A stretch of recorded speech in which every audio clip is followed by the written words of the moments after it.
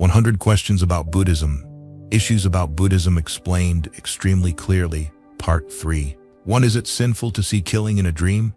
Question. Dear Venerable, in my dream, I saw myself killing many fish. Does this mean I have committed the serious sin of killing? Please kindly explain to me, as I am very worried. Answer. To put your mind at ease, let me assure you that there is no sin for you to worry about. Why? Because it is just a dream. Since it is a dream, it is not real, so there is no need for you to be fearful. In a dream, only the consciousness is active. Therefore, it does not have the power to create karma. Since it does not create karma, there will be no karmic retribution. The reason you saw yourself killing many fish could be due to your past karma of killing, also known as habitual tendencies, which has been carried over through many lives, or is quite significant in this current life. If in this current life you do not kill much, then this is a manifestation from previous lives. These are the seeds, habitual tendencies, that you have deeply ingrained in the storehouse consciousness, alaya, vijnana. Thus, while you sleep, these seeds arise from the unconscious, and the consciousness engages with them, resulting in dreams of killing living beings. Therefore, I sincerely advise you to repent and try to cultivate more merit and virtue. By doing so, the karma of killing from many lives, as well as this current life, will gradually decrease and eventually transform and disappear. It is said that practice is for transforming karma. If karma cannot be transformed, then what is the purpose of our practice? In summary, dreaming of killing many fish does not create a sin. Since it does not create karma, there will be no karmic retribution. Do not worry. I wish you diligent practice and quick attainment of your aspirations. 2. After death, what endures punishment in the Avicii hell? Question. Dear Venerable, when we die, the body composed of the 4 great elements disintegrates. But why are the extreme punishments in the Avicii hell still inflicted on the deceased's body? Are these two things not contradictory? Please explain this to us. Answer. There is no contradiction at all. You should remember that although the body composed of the 4 great elements disintegrates, the good and evil karma we have created never disappears. Everything is stored in the storehouse consciousness, alaya vijnana.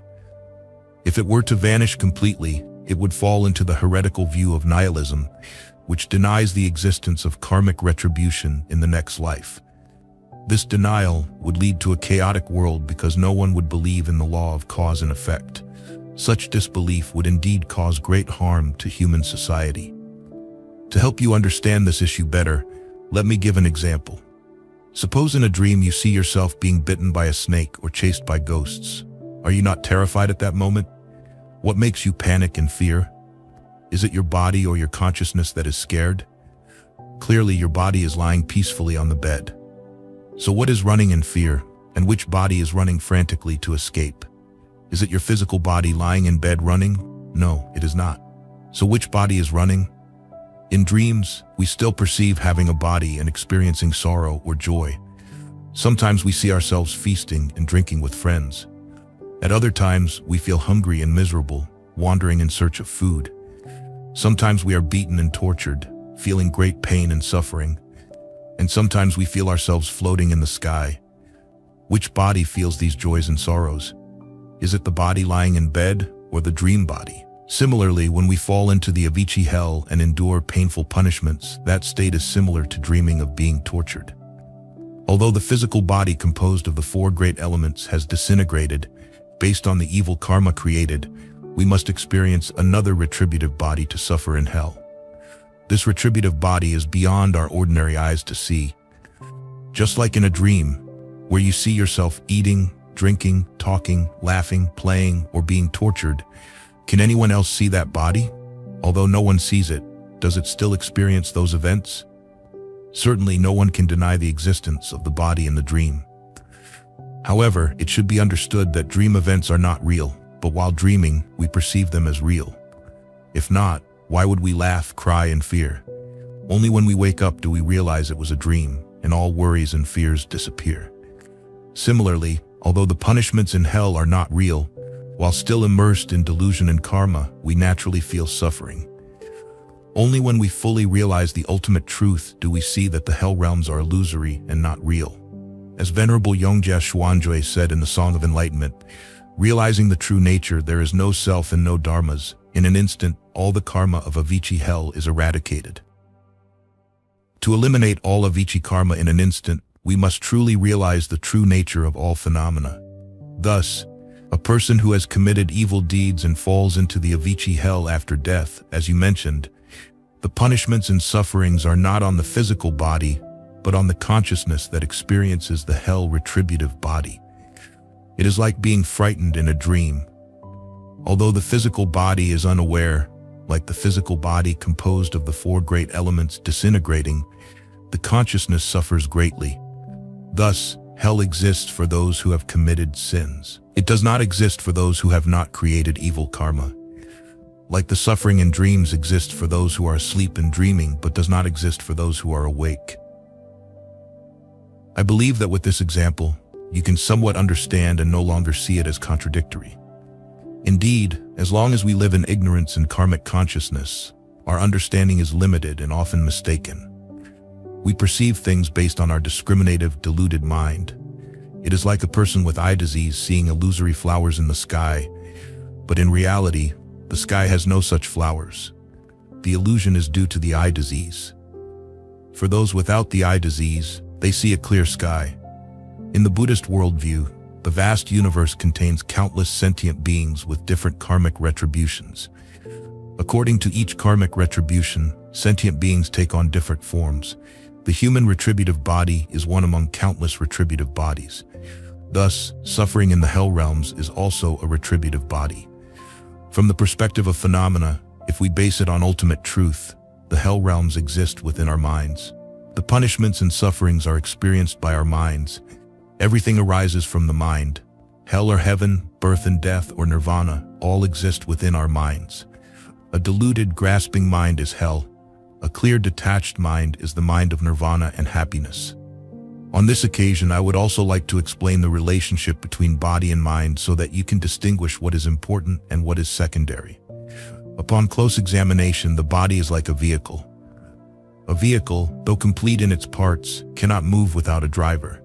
Thus, the vehicle's movement depends on the driver. If someone hits the vehicle with a stick, does the vehicle feel pain? The vehicle, being inanimate, does not feel pain. Although the vehicle does not feel pain, the driver feels great pain because he identifies with the vehicle. Due to this attachment, he tries to protect the vehicle at all costs. However, no matter how much he protects it, eventually, the vehicle cannot last. The body is like the vehicle, and the mind is like the driver. When the mind is still in the body, it controls the body. The body's movements are due to the mind. When the mind leaves the body, just like the driver leaving the vehicle, even if the body remains intact, it does not function. At that point, we call it death. So what feels pain? The vehicle or the driver? The body or the mind? Clearly, the mind feels pain. But because we have identified with the body, we say the body feels pain, while in reality, it is the mind that feels pain. Therefore, the Buddha said everything arises from the mind. The mind leads. The mind governs all actions. The sutra says, the three realms are only the mind, all phenomena are only consciousness. Thus, the perception of suffering or joy is primarily from the mind, not the body. Although body and mind are closely related, the body is only an instrument of the mind. In other words, the mind is the root, and the body is the dependent part. Hence, while living, we should skillfully use the body for cultivation. To use it does not mean to enslave or destroy it. We must respect and be grateful to it because it helps us achieve liberation, just as we skillfully use a vehicle to reach a safe destination. Understanding this, we should not be slaves to the body daily. No matter how much we pamper it, it will eventually disintegrate. However, few people think about the mind. Everyone tends to serve and protect the body. Therefore, the Buddha scolded us as deluded beings. Due to deep attachment to the body, even after death, people still think they carry it with them. Like you thought, without the physical body composed of the four great elements, which body endures suffering in hell? This is the common deep-rooted attachment of all sentient beings. 3. Why do practitioners of the Buddha recitation method not worship Mahashtama Prapta separately but worship Avalokitesvara instead? Question. Dear Venerable, The sutras state that Bodhisattva Avalokitesvara attained enlightenment through meditation, whereas Bodhisattva Mahastamaprapta attained enlightenment through Buddha recitation. So why do practitioners of the Buddha recitation method not worship the statue of Bodhisattva Mahastamaprapta separately? If they do, it is usually as part of the triad of saints, but instead worship the statue of Bodhisattva Avalokitesvara separately. Please explain why this is so and whether this practice is correct. Thank you. Answer: from the perspective of practice, the Buddha taught countless Dharma methods to suit the varying capacities and levels of practitioners. Although there are many methods, the ultimate goal of achieving Buddhahood is the same. It's like a house with many doors, but the house itself is one. Each person can choose whichever door they prefer to enter. The key is to enter through the chosen door correctly. Once a choice is made, one should proceed straight through it. Only by doing so can one truly enter the house. Both great bodhisattvas Avalokitesvara and Mahastamaprapta, during their practice, each chose a specific method. Avalokitesvara chose the method of meditation, entering through the ear faculty, practicing reversing the hearing to hear the self-nature. Mahastamaprapta chose the method of Buddha recitation, utilizing the tongue faculty and the mind faculty. Broadly, it means encompassing all 6 faculties to practice. According to his explanation in the Shurangama Sutra, his method involved reciting the Buddha's name, leading to the realization of the patience of non-arising. Thus, while meditation and Buddha recitation may appear different, their ultimate enlightenment is the same. This demonstrates the fundamental harmony and unity in the Buddha's teachings. Nowadays, many practitioners do not fully understand the unity of these practices, leading to doubts and even conflicts. Anyone who has such doubts should reflect on the examples set by these 2 great bodhisattvas. Moreover, if we look at the representation of the triad of saints, Amitabha Buddha, Avalokitesvara, and Mahastamaprapta, we can see this unity symbolized.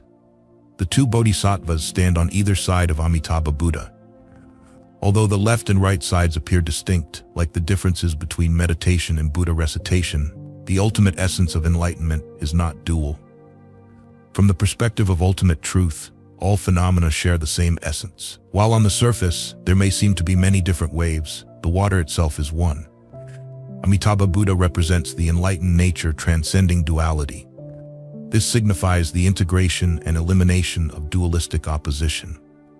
For practitioners who still see differences between Pure Land and meditation, worldly and spiritual life, self and others, they cannot realize their true nature. Without realizing true nature, liberation cannot be attained. Such dualistic views are the root of conflicts and violence.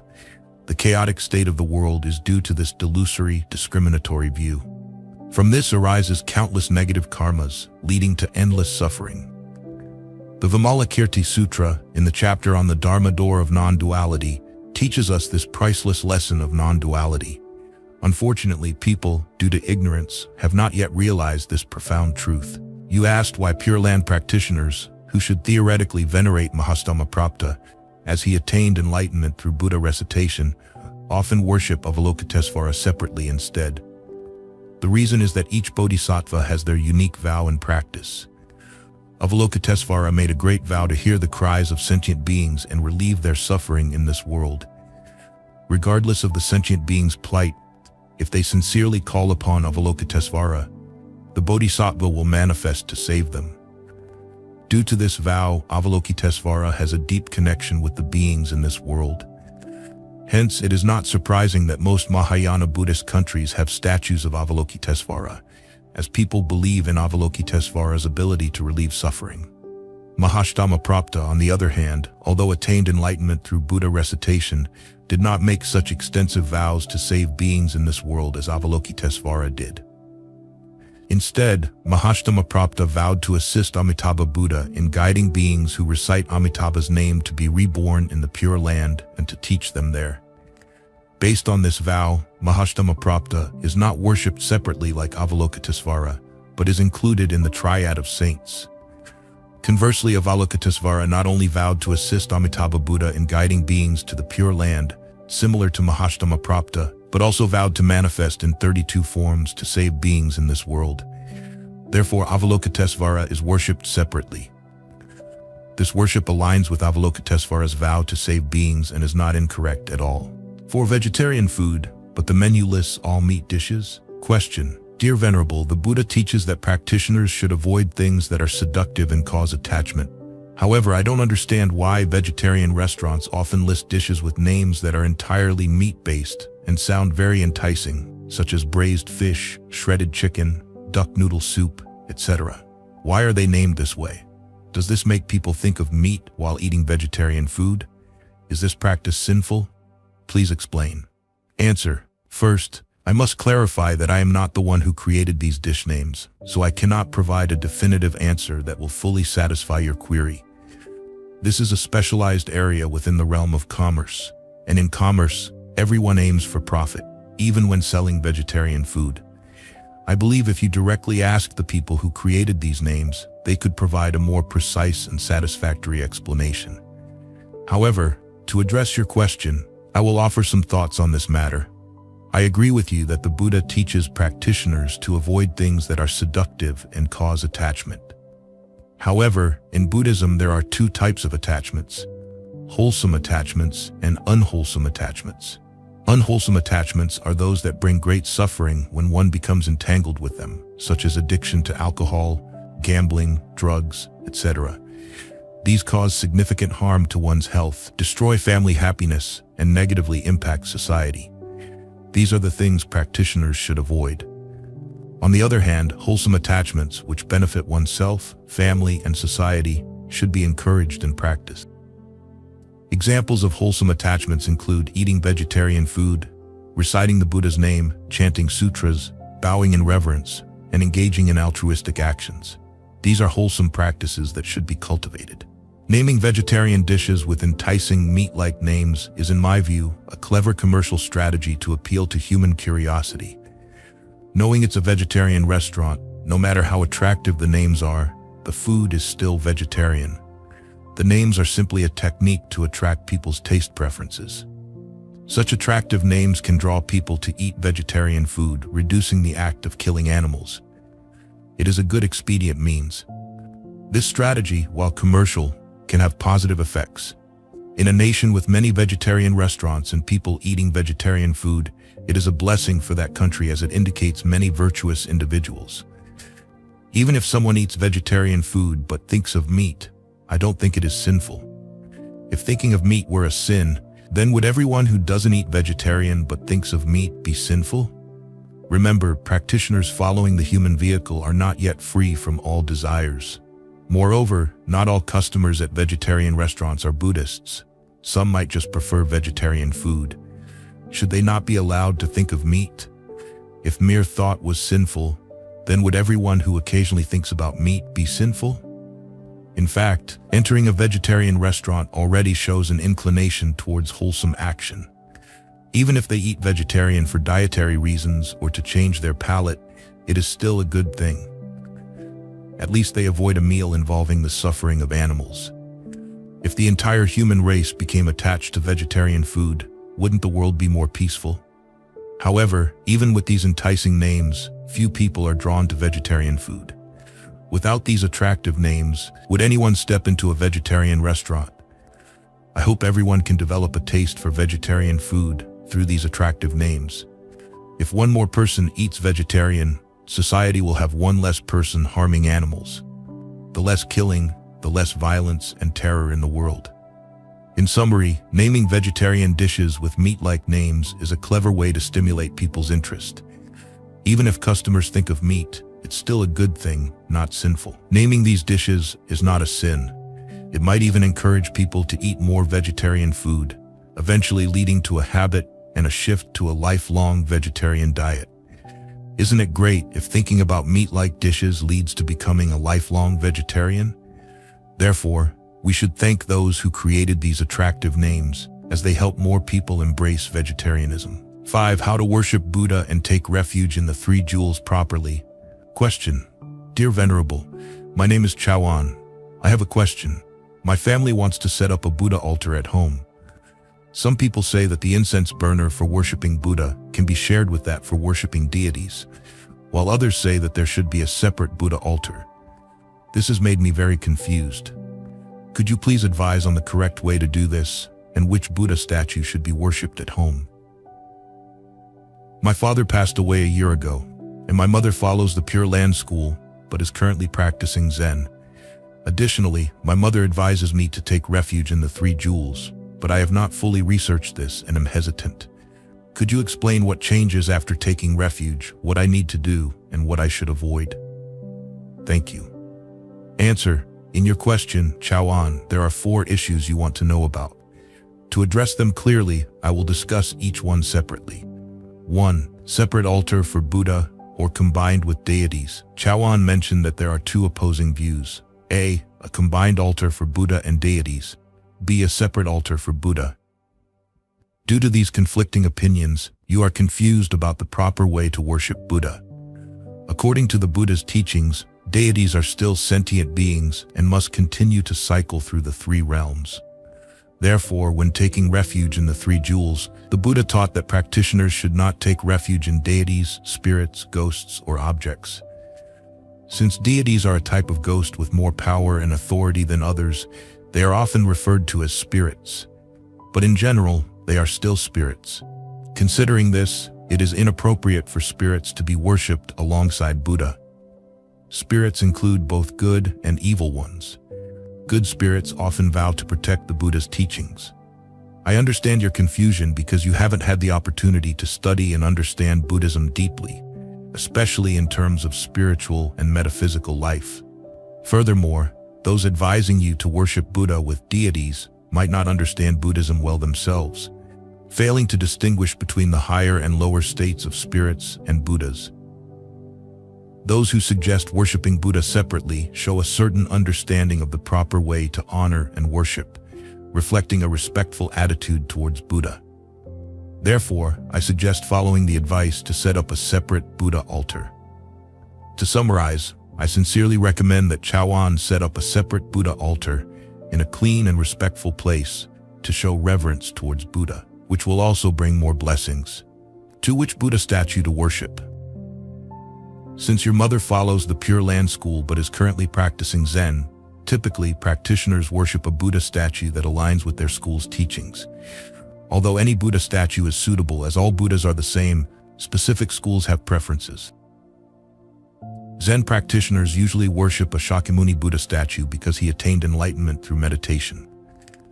Conversely, Pure Land practitioners often worship Amitabha Buddha or the 3 sacred ones, Amitabha, Avalokiteshvara, and Mahastama Prapta, aspiring to be reborn in the Western Pure Land where Amitabha presides. I advise you to consult with your mother about her preference. If you live with her, respecting her choice for the Buddha statue would be ideal, maintaining harmony and not causing discord between you two. 3. Should you take refuge in the 3 jewels as advised by your mother? It is understandable to be cautious before making such a significant spiritual decision. Taking refuge in the 3 jewels is a crucial step that impacts one's spiritual journey for life. Therefore, thorough understanding and consideration are essential. Some people take refuge first and then learn more about Buddhism, fearing the unpredictable nature of life might take away the opportunity if delayed. If you choose to follow your mother's advice and take refuge, it is beneficial. However, after taking refuge, you should strive to study and practice Buddhism diligently to ensure you are on the right path and avoid following false teachings. You can decide either way: learn first, then take refuge, or take refuge and learn afterward. Both have their benefits. Sometimes, having taken refuge, one feels more committed to studying and practicing, similar to enrolling in a school before fully committing to studying. 4 changes after taking refuge in the 3 jewels. After taking refuge in the 3 jewels, Buddha, Dharma, Sangha, you should observe the 3 refuges and the 5 precepts, which are fundamental ethical guidelines for lay Buddhists to enhance moral character. The 5 precepts include: no killing, respect all life, especially avoiding taking human life. This precept promotes compassion and prevents karmic retribution. No stealing, respect others' property, and avoid taking what is not given. This precept fosters honesty and respect for others' belongings. No sexual misconduct. Maintain fidelity in relationships and avoid harming others' dignity. This precept protects the sanctity of family and personal relationships. No lying. Speak truthfully, avoiding deceit, gossip, and harmful speech. This precept encourages trust and harmony in communication. No intoxicants. Avoid substances that cloud the mind and lead to loss of self-control. This precept supports mental clarity and moral responsibility. These precepts help you lead a more ethical, peaceful, and happy life, benefiting yourself and society. After taking refuge, you will continue to live your daily life normally, but with a renewed commitment to ethical and wholesome living.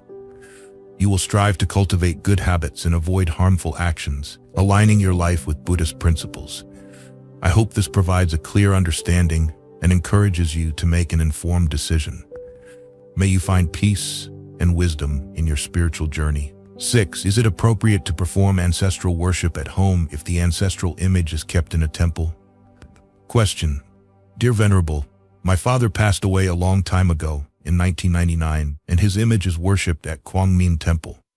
Every year on his death anniversary, we gather at my mother's house for the ceremony. While in Vietnam, my sibling invites a monk to perform the ritual at home without going to the temple where the ancestral image is kept. Is it acceptable for our family to perform the ritual this way? Please advise. Answer. According to our cultural customs, ancestor worship is particularly significant on death anniversaries.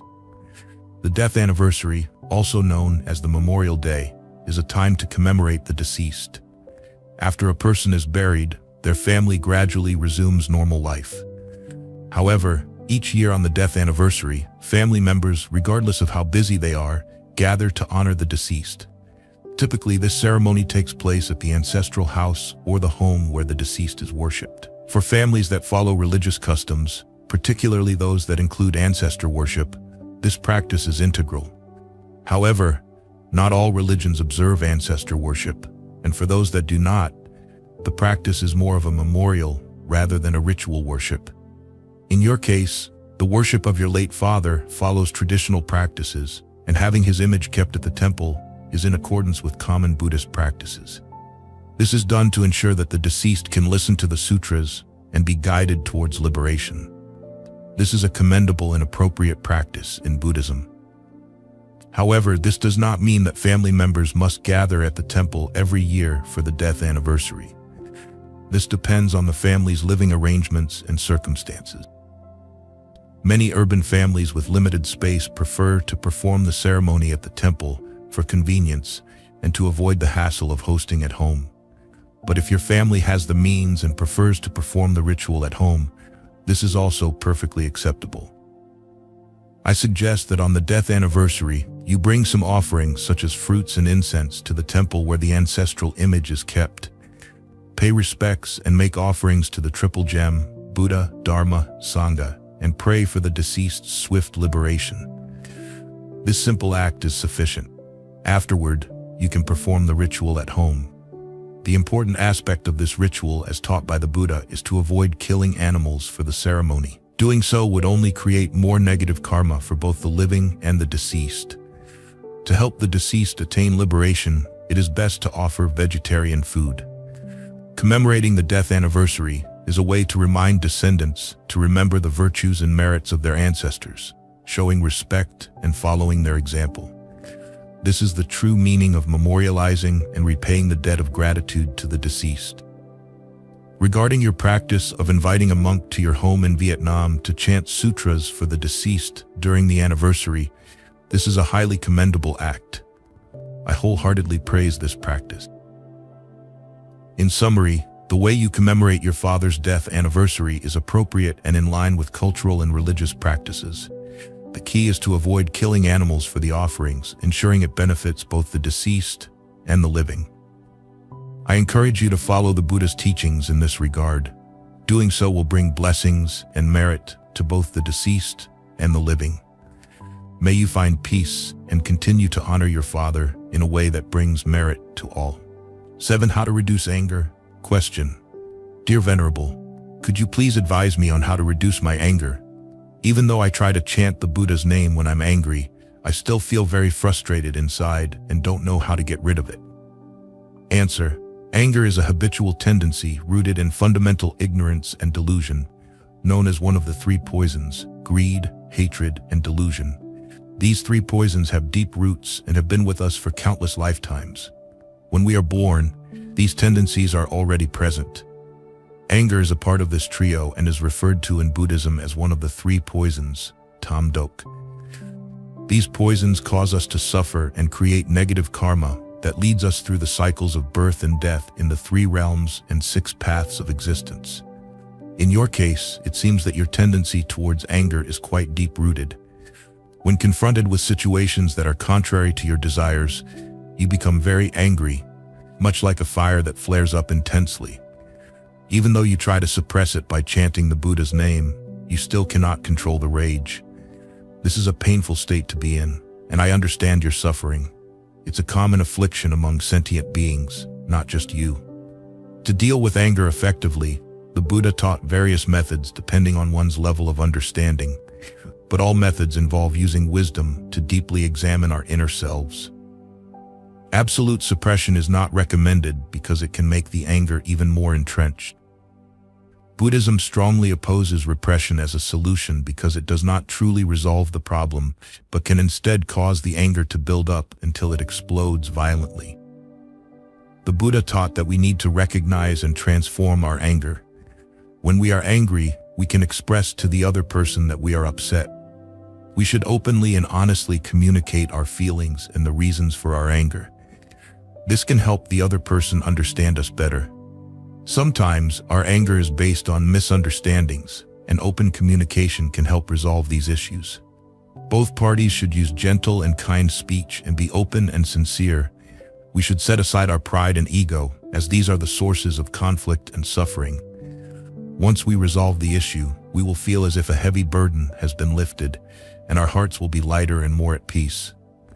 In Buddhism, the goal is not to harbor hatred or resentment towards anyone. Sometimes we may be mistaken, but still cling stubbornly to our views. Our pride often makes us want to dominate others. This is a harmful mindset that only leads to more suffering for ourselves and others. When someone says or does something that makes us angry, they are already suffering. Therefore, we should feel compassion for them rather than anger. They may be carrying deep-seated pain and frustration. By understanding this, we can better handle our own emotions. To effectively manage anger, the Buddha advised us to frequently reflect on ourselves and practice mindfulness. Mindfulness allows us to recognize and transform our anger. Anger is not our enemy, it is a part of our mind that needs care and attention. If we lash out in anger, we harm others and ourselves. We should remember that when we speak harshly, it is like spitting upwards, it falls back on us. Therefore, we should learn to comfort and care for our anger, reducing its intensity. The wisdom of Buddhism helps us to dismantle our anger.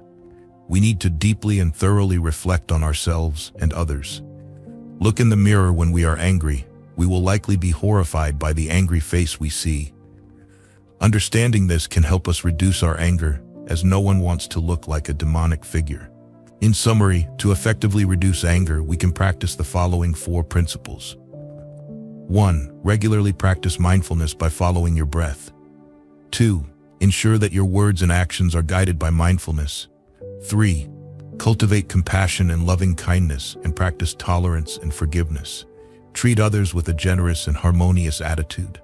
4. Deeply reflect on your mind to recognize and transform the seeds of anger from their inception. These 4 principles are essential for regular practice.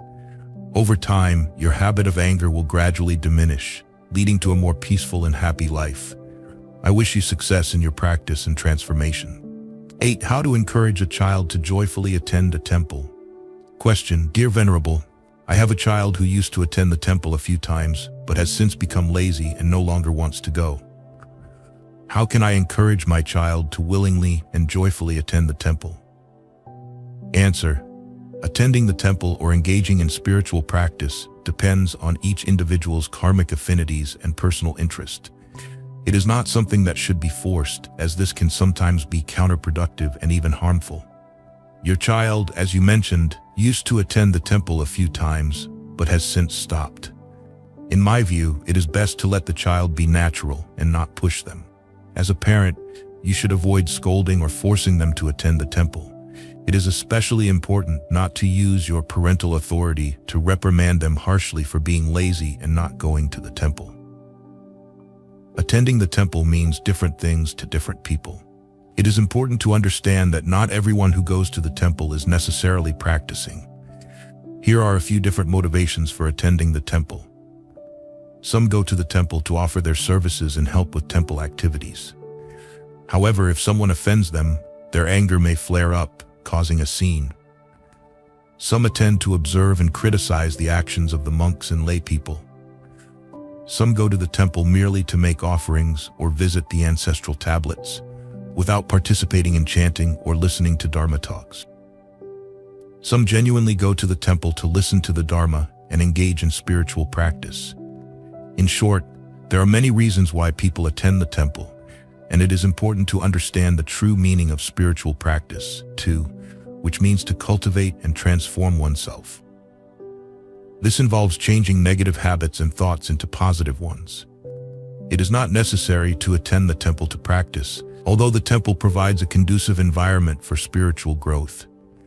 The temple is a place of peace and purity, where the Dharma is taught and where one can cultivate virtues and wisdom.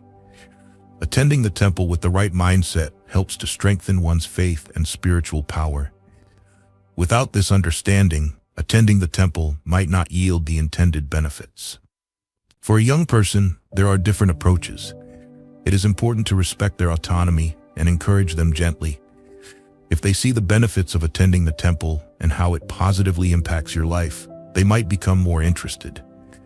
You could create a conducive spiritual environment at home, with regular practices like chanting, creating a peaceful family atmosphere, and engaging in loving and open communication.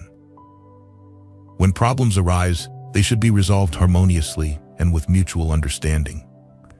Ultimately, showing by example is powerful. If your child sees you sincerely practicing and transforming positively, they may be inspired to follow suit.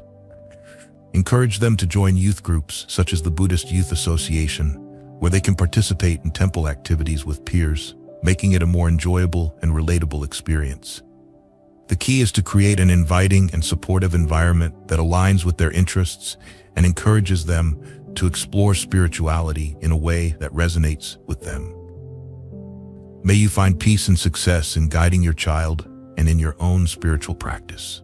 9. Can I hang Buddha and Bodhisattva images above the ancestral altar? Question. Dear Venerable, my house already has a Buddha altar and a separate ancestral altar. Now I want to hang images of the Buddha and Bodhisattva Kshitigarbha on the wall above the ancestral altar. Is this appropriate? Answer. Your arrangement of separate altars for Buddha and ancestors is quite orderly, and it is very good to have distinct altars. Worshipping should be done with reverence and solemnity. The setup of altars depends on each family's circumstances and spatial conditions. In your case, you already have a Buddha altar, but now wish to hang images of the Buddha and Bodhisattva Kshitigarbha on the wall above the ancestral altar. While there is nothing inherently wrong with this, there are a few considerations to keep in mind. If you place too many images of the Buddha and Bodhisattvas around the house, it might detract from the overall aesthetic and solemnity of the space. You already have a dedicated Buddha altar, which is sufficient. In a smaller or more confined space, having a single dedicated area for worship can be more appropriate and respectful. In many Mahayana Buddhist temples, especially those of the northern tradition, there is often only one central image of the Buddha, typically Shakyamuni Buddha, in the main hall. The simpler the setup, the better. This not only looks more aesthetically pleasing, but also makes it easier for worshippers to focus their thoughts and devotions on a single point during their practice. It's important to understand that all Buddhas are one in essence. Worshipping one Buddha is equivalent to worshipping all Buddhas. It is like having multiple light bulbs in a house, but only one source of electricity. The form might differ, but the essence is the same. Worshipping a single image of the Buddha or a Bodhisattva with a majestic and radiant appearance can leave a deep and peaceful impression, making it easier to cultivate a sense of tranquility and devotion. Many Buddhists mistakenly believe that worshipping more Buddhas and Bodhisattvas will provide greater protection and blessings, or that having many images will keep away evil spirits.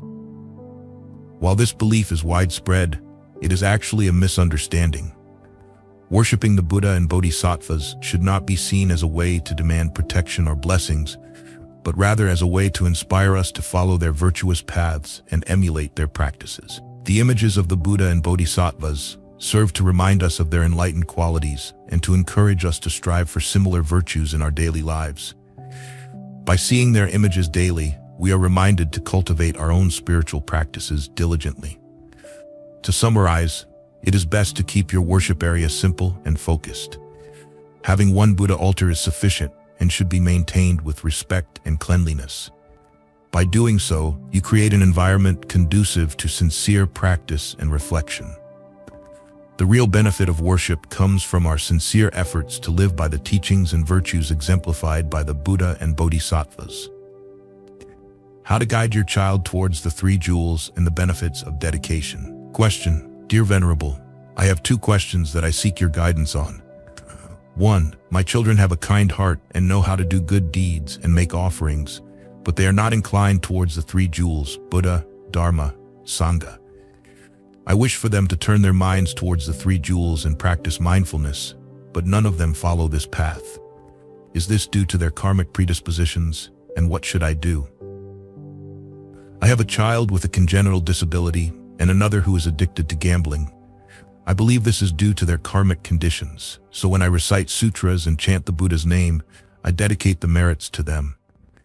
Does this bring them any benefit? Answer: I deeply empathize with your suffering and the sense of responsibility you feel as a mother. Allow me to offer some thoughts on your 2 questions. 1. Guiding your children towards the 3 jewels. The fact that your children perform good deeds and make offerings is commendable. This indicates that they have virtuous roots from past lives, which have matured into their present good actions. Encouraging them to continue building their merit is essential. However, it's important to motivate rather than compel them. When you mention that they are not inclined towards the 3 jewels, I wonder if you wish for them to take refuge, visit the temple regularly, or engage in daily chanting and meditation. Remember that spiritual inclination is deeply personal and often depends on each individual's karmic predispositions. Not everyone may be ready to embrace the path of the 3 jewels immediately. It's natural for parents to desire a righteous and moral path for their children, but it's also crucial to recognize that not all desires will manifest. The Buddha taught that one of the great sources of human suffering is the suffering of unfulfilled desire. We cannot force our will upon others, as each person's thoughts and actions are influenced by their unique karmic background and personal choices. You may recall the saying, "You can give birth to the body, but not to the mind." This means that while you can nurture and raise your children, you cannot control their thoughts and desires. Their journey is their own, and your role is to guide and support them without imposing your will. Historically, the Buddha never compelled anyone to follow his teachings. He provided guidance and left it to individuals to decide their paths. The essence of Buddhism is respecting each person's freedom to choose. Thus, I advise you to let your children make their own decisions regarding their spiritual journey. Offer them the wisdom of the Dharma and let them choose their paths. 2. Benefits of dedicating merits to your children. Your practice of reciting sutras and chanting for your children, especially for the one addicted to gambling and the one with a congenital disability, is commendable. While the act of dedicating merits can have some positive influence, the key to transformation lies within the individuals themselves. For your child with a gambling addiction, the crucial factor is their own realization and effort to change. External prayers and dedications can only provide minimal assistance. True change must come from within the individual. They need to recognize the harm and seek to overcome their addiction through conscious effort and possibly professional help. Regarding your child with a congenital disability, understand that this is the result of their own past karma. The suffering they endure is a manifestation of their previous actions. As the saying goes, If you want to know your past life, look at your present condition. If you want to know your future life, look at your present actions. Therefore, while your prayers and merits can offer some solace, the main transformation must come from their own karma and actions. As a Buddhist practitioner, it's essential to understand that ultimate liberation comes from personal effort in practicing the Dharma, not solely from external rituals or prayers. The principles of karma, dependent origination, and self-effort are fundamental in Buddhism. In summary, while dedicating merits is beneficial, the primary factor in overcoming challenges and transforming lives lies in personal effort and practice. Continue to offer your support and guidance, but recognize that true change must come from within your children. May you find peace and strength on your path, and may your children be blessed with wisdom and compassion to navigate their own journeys. With compassion and wisdom, I encourage you to maintain your practice, offering guidance and support to your children while respecting their individual paths. May your dedication and loving intentions bear fruit, bringing peace and happiness to you and your family. 11. Can chanting sutras for the deceased have an effect on those who passed away long ago?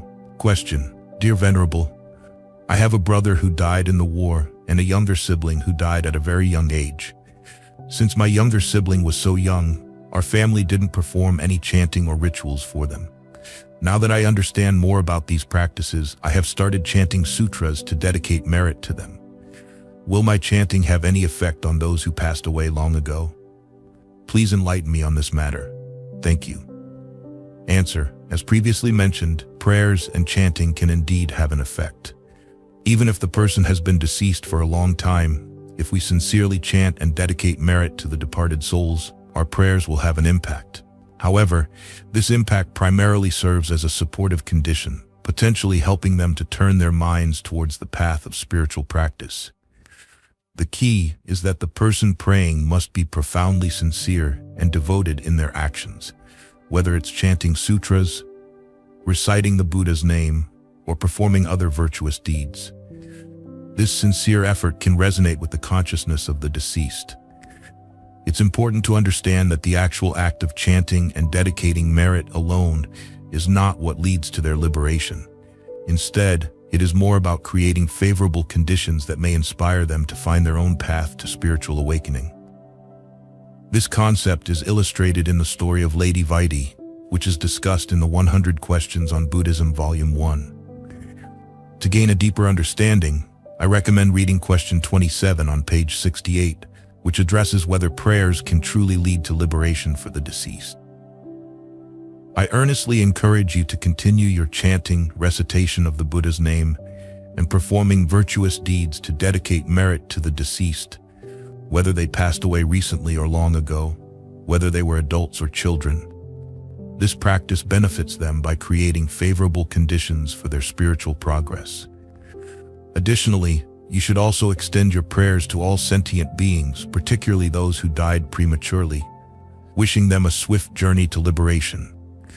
Engaging in these practices not only brings significant benefits to you by nurturing compassion and virtue, but also provides some measure of assistance to the deceased. This aligns with the Buddhist principle of self-benefit and benefiting others. May you maintain good health and continue to practice diligently, achieving peace and liberation. 12. How to encourage family members to follow the Triple Gem and the benefits of dedication of merit. Question. Dear Venerable, I have 2 questions I hope you can clarify for me.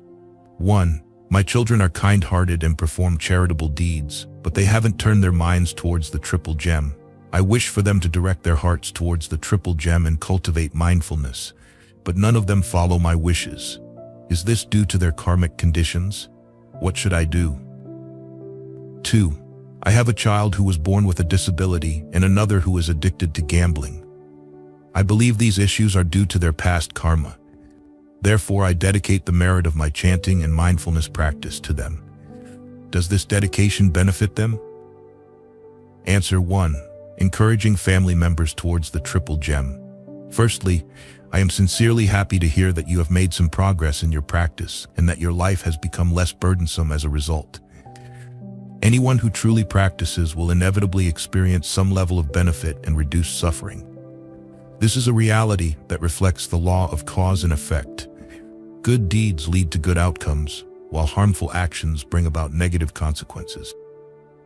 Your compassionate desire for your family members to also practice and benefit as you have is commendable. However, it's important to recognize that each person's karmic conditions and inclinations are different. Even family members can have vastly different spiritual inclinations and past karmic influences. In your eagerness to help them, it seems that your efforts have met with resistance. This reaction is understandable because everyone has their own path and timing. Trying to impose your wishes can sometimes lead to conflict and misunderstanding. Instead, focus on exemplifying the benefits of your practice through your own actions. When they see the peace and happiness you derive from your practice, they may become curious and more open to exploring it themselves. It's also crucial to understand that spiritual practice must be voluntary and cannot be forced. The Buddha himself never compelled anyone to follow his teachings, but simply presented the path and allowed individuals to make their own choices. In this spirit, offer your guidance gently and respectfully, and allow your family members to come to their own conclusions in their own time. 2. The benefits of dedication of merit. Regarding your second question, dedicating merit through chanting and mindfulness practice can indeed have some beneficial effects. However, it's important to understand the nature of these benefits. While your sincere practice and dedication of merit can create positive conditions, the ultimate change must come from the individuals themselves. For your child with a disability and the one struggling with gambling addiction, your prayers and dedications act as supportive conditions that can help create a favorable environment for their eventual awakening and transformation. However, they must ultimately take steps towards their own healing and growth. The story of Lady Vaidehi in Buddhist texts illustrates this principle well. Her own sincere efforts, coupled with the supportive actions of others, contributed to her progress on the spiritual path. Your dedicated efforts are valuable and meaningful, and while they may not directly change your children's immediate circumstances, they contribute positively to the overall conditions of their lives. In summary, continue your practice and dedication with a compassionate and patient heart. Understand that while you are creating positive conditions, the transformative journey of your children is their own. Encourage them gently and be a living example of the peace and benefits that the Triple Gem and mindfulness practice can bring. May your sincere efforts and loving dedication bring about positive changes and ultimate liberation for you and your family. How to atone for past harmful actions towards living beings. Question: Dear Venerable, when I was young, I used to boil fertilized duck eggs to sell during the Lunar New Year. Because I was young and didn't know about the Dharma, I committed a lot of acts of killing. Now that I am older and have learned about the Dharma, I am very fearful of the karma from those actions, and I currently suffer from many illnesses. I try to perform acts of generosity, make merit, and release living beings. Recently, witnessing the sudden death of a friend, I feel like I've awakened from a dream and have thought about ordaining, but I worry that my poor health will prevent me from practicing well. Venerable, please kindly advise me on what I should do. I am eternally grateful for your guidance. Answer: First, it's commendable and rare that you have come to feel remorse for your past wrongdoings. According to the law of karma, having sown seeds, we must inevitably reap the fruits. However, karma is not rigid but dynamic and adaptable. From the seed to the fruit, many supporting conditions influence the outcome. These supporting conditions can either be favorable or unfavorable, affecting the result. This is known as the principle of dependent origination in Buddhism. Good supporting conditions can lead to better outcomes, while bad conditions lead to worse ones. This is why the practice of Buddhism is aimed at transforming karma. If karma could not be changed, then our efforts in practice would be in vain. Because karma can be transformed, we practice and ultimately seek liberation. Regarding your situation, you shouldn't worry too much.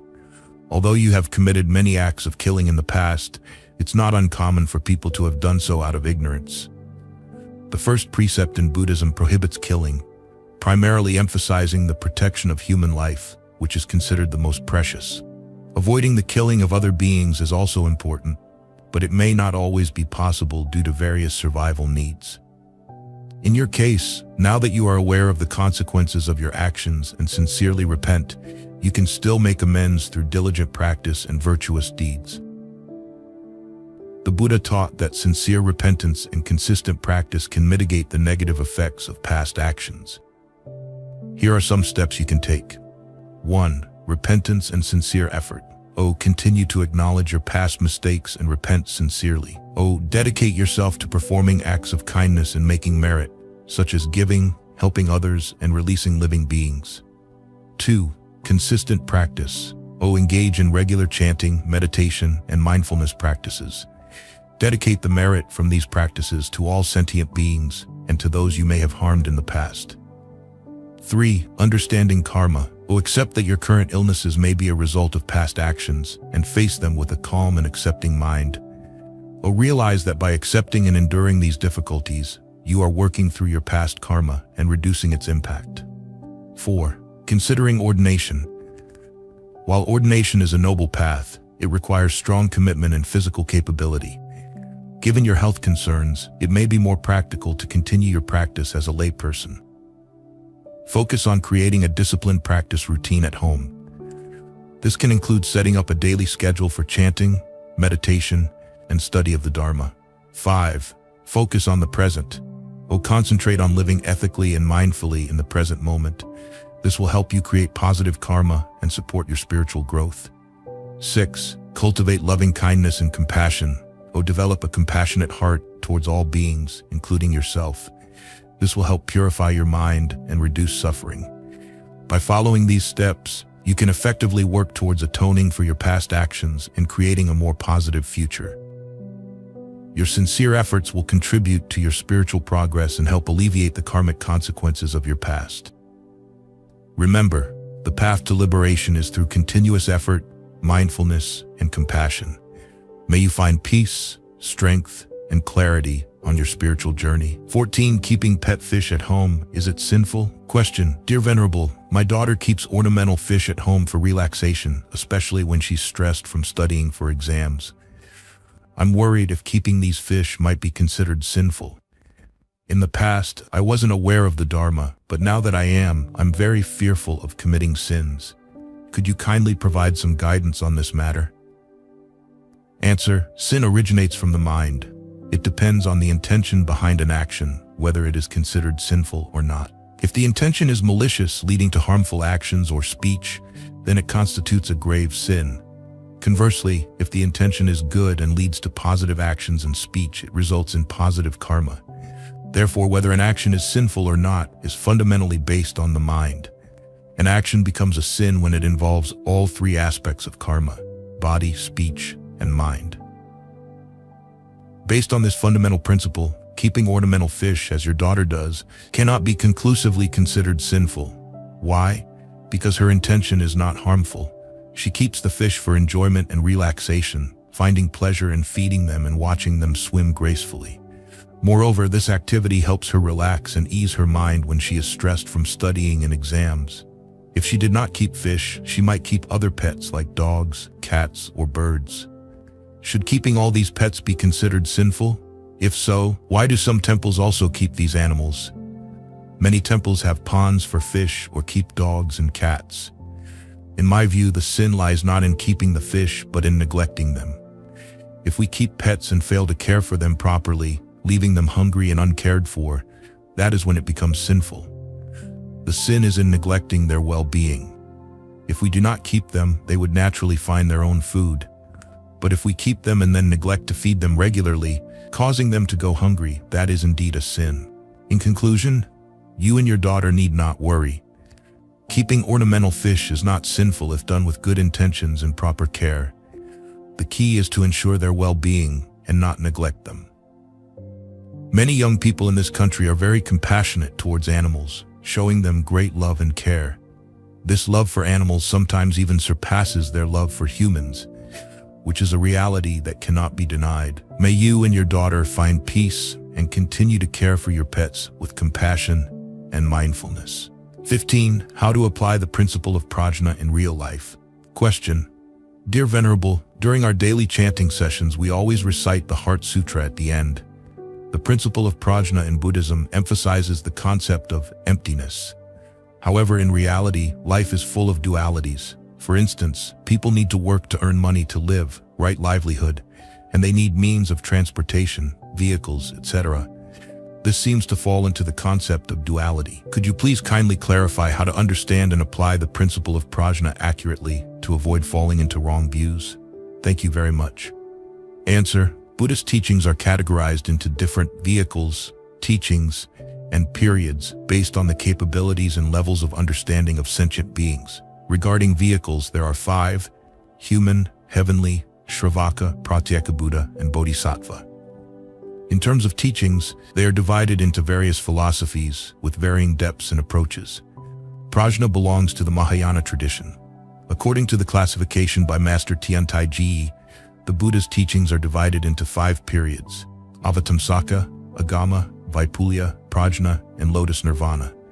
The Prajna period is the 4th period, as summarized in the following verse: 21 days for Avatamsaka, 12 years for Agama, 8 for Vaipulya, 22 years for Prajna teachings, 8 years for Lotus and Nirvana. In the above summary, it is stated that the Buddha taught the Avatamsaka Sutra for the first 21 days, the Agama Sutras for 12 years, the Vaipulya Sutras for 8 years, the Prajna Sutras for 22 years, and the Lotus and Nirvana Sutras for the last 8 years. The entire Prajna Sutra system was later compiled into 600 volumes. The Heart Sutra, which we recite during our chanting sessions, is the essence of the entire Prajna Sutra system. This indicates the immense importance of the Heart Sutra. The core of Prajna teachings is to break attachments and eradicate all delusional attachments of sentient beings. Although sentient beings have many attachments, they can be summarized into 4 kinds: self, others, sentient beings, and lifespan, as mentioned in the Diamond Sutra. Generally, there are 2 main types of attachments: self-attachment and dharma attachment. The essence of the Prajna Sutras is the teaching of the emptiness, sunyata, of all phenomena. Because all phenomena arise from dependent origination, their true nature is emptiness. However, do not misunderstand emptiness as nothingness, like the horn of a rabbit or the fur of a turtle. The emptiness in Prajna refers to the true nature or the characteristic of emptiness of all phenomena. Understanding this concept of emptiness is to comprehend the entire Prajna Sutra system. Because the nature of all phenomena is emptiness, in this emptiness, there is no birth, no death, no impurity, no purity, etc. This means it transcends dualistic oppositions. Highlighting the philosophy of emptiness in Prajna, we see an immense realm of liberation where all delusional attachments of sentient beings are eradicated. To apply the principle of prajna in our lives, especially for beginners like us, is not easy. We are living in a state of ignorance and deep attachments. We perceive all phenomena as real. Because of perceiving conditioned phenomena as real, we give rise to numerous afflictions like greed, anger, and delusion, which lead to creating karma and suffering in the cycle of birth and death. To escape the cycle of birth and death and suffering, the Buddha taught many methods. Although the methods are numerous, they can be broadly categorized into 2: sudden and gradual. Sudden practice is direct realization without using indirect means. Gradual practice involves step-by-step progress from coarse to subtle, from shallow to deep, and from low to high. For sudden practice, unless one has supreme faculties and wisdom, it is difficult to achieve the desired results. Gradual practice, which involves step-by-step progress, is suitable for all levels of practitioners. It is like climbing a ladder, step by step, from low to high. For lay Buddhists, the initial practice involves taking refuge in the 3 jewels and observing the 5 precepts. Progressing further, they practice the 10 virtuous deeds to be reborn in the heavens and enjoy blissful rewards. These are the fundamental practices for lay Buddhists. However, if a lay practitioner becomes proficient in these basic practices, they may also apply other methods. They have the right to choose a method that suits them, one that aligns with their capabilities, level of understanding, and current living circumstances. Lay practitioners should be cautious not to overreach, which might lead to failure. When practicing, lay Buddhists should know their limits. They should not strive for things beyond their reach. it is important to recognize one's current position and responsibilities. Regarding the path to liberation, the Buddha provided two clear paths, one leading to continued existence in the cycle of birth and death to enjoy rewards, and the other leading to liberation from the cycle of birth and death and suffering. The path of continued existence involves taking refuge in the three jewels and observing the 5 precepts, as well as practicing the 10 virtuous deeds. The path to liberation includes many methods like the 4 Noble Truths, the 12 links of dependent origination, the 6 perfections, etc., which transcend dualistic oppositions, meaning the practitioner does not get entangled in dualities and must eradicate ignorance and afflictions. When applying these methods, the practitioner must rely entirely on self-effort. Additionally, there's another method suitable for all levels of practitioners, which includes both self-effort and some external help. This is the Pure Land method, a straightforward path suitable for today's practitioners. This method emphasizes reciting the Buddha's name. Recitation can be either based on principle or practice. In practice, the practitioner focuses on reciting the 6-character name of Amitabha Buddha consistently to seek rebirth in the Pure Land. In principle, the practitioner lets go of everything, leaving only the pure and luminous mind present, like a mirror reflecting without being stained by any object. At this stage, the practitioner is not reciting but is in a state of mindfulness. The Vimalakirti Sutra describes this as, depending on the purity of the mind, so is the purity of the Buddha land, or the Pure Land is within the mind. This means that the Pure Land is present in the current moment if the mind is pure. These are some of the practices the Buddha taught, which I briefly outline for lay Buddhists to choose from. After selecting and applying a practice, lay Buddhists should consult and learn from virtuous monks with extensive experience in practice. This will help ensure progress and avoid falling into wrong views. May you succeed in your practice and learning. 16. When visiting the temple to observe 8 precepts, does utilizing offerings from devotees bring guilt? Question: Dear Venerable, when I go to the temple to observe the 8 precepts and consume food offered by devotees, am I committing any wrongdoing? Please explain so that I can ease my mind. Thank you. Answer: Your cautious concern about committing wrongs, though perhaps unnecessary, is commendable. It shows that you consider your actions carefully, especially regarding matters of spiritual significance, which is admirable. However, you should remember that your primary purpose for going to the temple is to learn and practice the Dharma, not to cause trouble, so there is no need to fear committing wrongdoing. When you consume offerings from devotees, it is for the purpose of engaging in wholesome practice and not for any unwholesome activities. Therefore, there is no guilt associated with it. Some people worry about burdening the temple, especially the kitchen staff, and might consider bringing their own food. While this is a kind thought, it is usually unnecessary. The temple is a place where everyone can come to practice, create good karma with the 3 jewels, and cultivate blessings. Everyone benefits in different ways, whether through service or making offerings. The key is for each person to manage their afflictions while practicing. Maintaining purity of body, speech, and mind is essential. If everyone practices diligently in a harmonious and supportive environment, it is of immense value and beauty. Sometimes, people only see immediate benefits without considering long-term consequences. Bringing your own food might seem self-sufficient, but it can lead to a sense of complacency and distraction from diligent practice. On the other hand, consuming offerings from devotees might make you feel more accountable and serious about your practice, knowing you don't want to waste their effort. It's important to emphasize that any wrongdoing would arise not from consuming the offerings, but from engaging in unwholesome actions at the temple. Those who disrupt the peace, create conflicts, or act out of ego and self-importance are the ones committing offenses. They misuse the offerings and the temple's resources. In contrast, your intention to observe the 8 precepts, follow the monastery's schedule, and engage in sincere practice does not constitute wrongdoing. You honor the offerings by using them to foster spiritual growth. In summary, your concern is good, but it is misplaced. As long as you come to the temple with a sincere heart to practice, you are creating merit and growing in wisdom. The real issue would be not coming to the temple to practice. By attending and observing the precepts, you are following the path of the renunciants, aiming for enlightenment and liberation. This brings blessings rather than guilt. I encourage you to continue your diligent practice, following the temple's guidelines, and wish you clear wisdom, steadfast Bodhi mind, and swift progress on your path to enlightenment. May you attain your goals through diligent practice. If at the moment of death I remember the Buddha but do not see him, can I still be reborn in the Pure Land?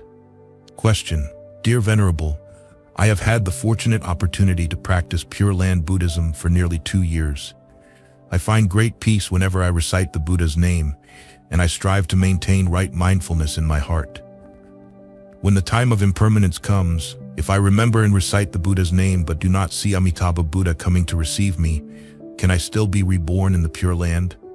Please kindly clarify so that I can be at peace. Thank you. Answer: I am very pleased and rejoice in your progress. Although you have been practicing for only 2 years, you have made considerable progress. Finding peace while reciting the Buddha's name is indeed excellent. However, you should be cautious because the habitual tendencies of afflictions in humans are deeply ingrained. In the sutras, the Buddha teaches that only when we attain the state of an arhat, having eradicated all defilements of delusion and afflictions, should we truly trust in our minds. As long as defilements, even very subtle ones, remain in the mind, they can cause disturbances and unease. When reciting the Buddha's name, if your mind becomes settled, the duration and stability of this state depend on the consistency and depth of your practice. However, what we often perceive as a settled mind might just be the temporary absence of gross defilements, while subtle ones still linger. True purification of the mind means reaching the state of a sage. Maintaining right mindfulness is not easy. Right mindfulness means remembering and being aware of what is happening in the present moment without getting caught up in thoughts of the past or future. During recitation, your mind should focus solely on the Buddha's name with no extraneous thoughts. Achieving this aligns with the concept of right mindfulness. Right mindfulness should be upheld not just during recitation, but throughout all activities. This prevents the mind from becoming scattered and distracted. This is challenging, and if it were easy, we would all be Buddhas and patriarchs by now. Each moment of right mindfulness brings peace and happiness, while distraction leads to suffering. Regarding your question about the time of death, if you remember Amitabha Buddha but do not see him coming to guide you, should you be concerned about not being reborn in the Pure Land? Rest assured, Amitabha Buddha will not abandon or disappoint you. Even if you do not see him at that crucial moment, you can still attain rebirth in the Pure Land because your mind has connected with him. The 48 vows of Amitabha Buddha include the vow to receive and guide beings to his Pure Land, provided they sincerely recite his name and perform good deeds. With such compassionate vows, how could he abandon you? The real concern is whether you can maintain mindfulness and recall Amitabha Buddha during the pain and disturbances of the final moments. Given your current practice and the peace you find in recitation, I believe that at the moment of death, you will be guided by Amitabha Buddha to the Pure Land. Like a child longing for their mother, you sincerely remember the Buddha, and he, with his infinite compassion, will surely remember and guide you. The key is to continue practicing diligently and increase your recitation. While it is easy to feel peaceful during normal times, it is crucial to remain mindful and remember the Buddha during unexpected or challenging moments. Self-awareness is essential. Understanding our own mind and maintaining consistent practice is the path. I pray that the Buddha's power blesses you with health, steadfast practice, and the fulfillment of your aspirations for rebirth in the Pure Land. 18. Worshipping deceased ancestors in multiple places. Question: Dear Venerable, can we worship deceased family members, such as parents and grandparents, in multiple places? For instance, if there are many children and siblings in a family, and each wants to have a separate altar for the deceased, would this be against any rules or regulations? Answer: according to traditional customs, ancestor worship was usually conducted in a single place known as the ancestral hall. This is the common house for family worship. On memorial days, all descendants and relatives would gather at this location to perform the rituals. In the past, these ceremonies were often elaborate, especially for wealthy families who could afford comprehensive rituals. However, poorer families would offer simpler ceremonies. The purpose of ancestor worship is to remember and honor the deceased as if they were still living. Traditionally, it is believed that the spirits of ancestors continue to exist and stay beside their descendants, offering protection and blessings for the family's health and prosperity. Hence, ancestor worship is a significant tradition in Vietnamese culture. Today, the situation has changed. Although the Vietnamese continue to uphold this cultural tradition, the circumstances of modern life have necessitated some adjustments. Many Vietnamese people live scattered in different places around the world due to work or other special circumstances. Families with many children might have members living far apart, making it inconvenient to gather in one place for memorials.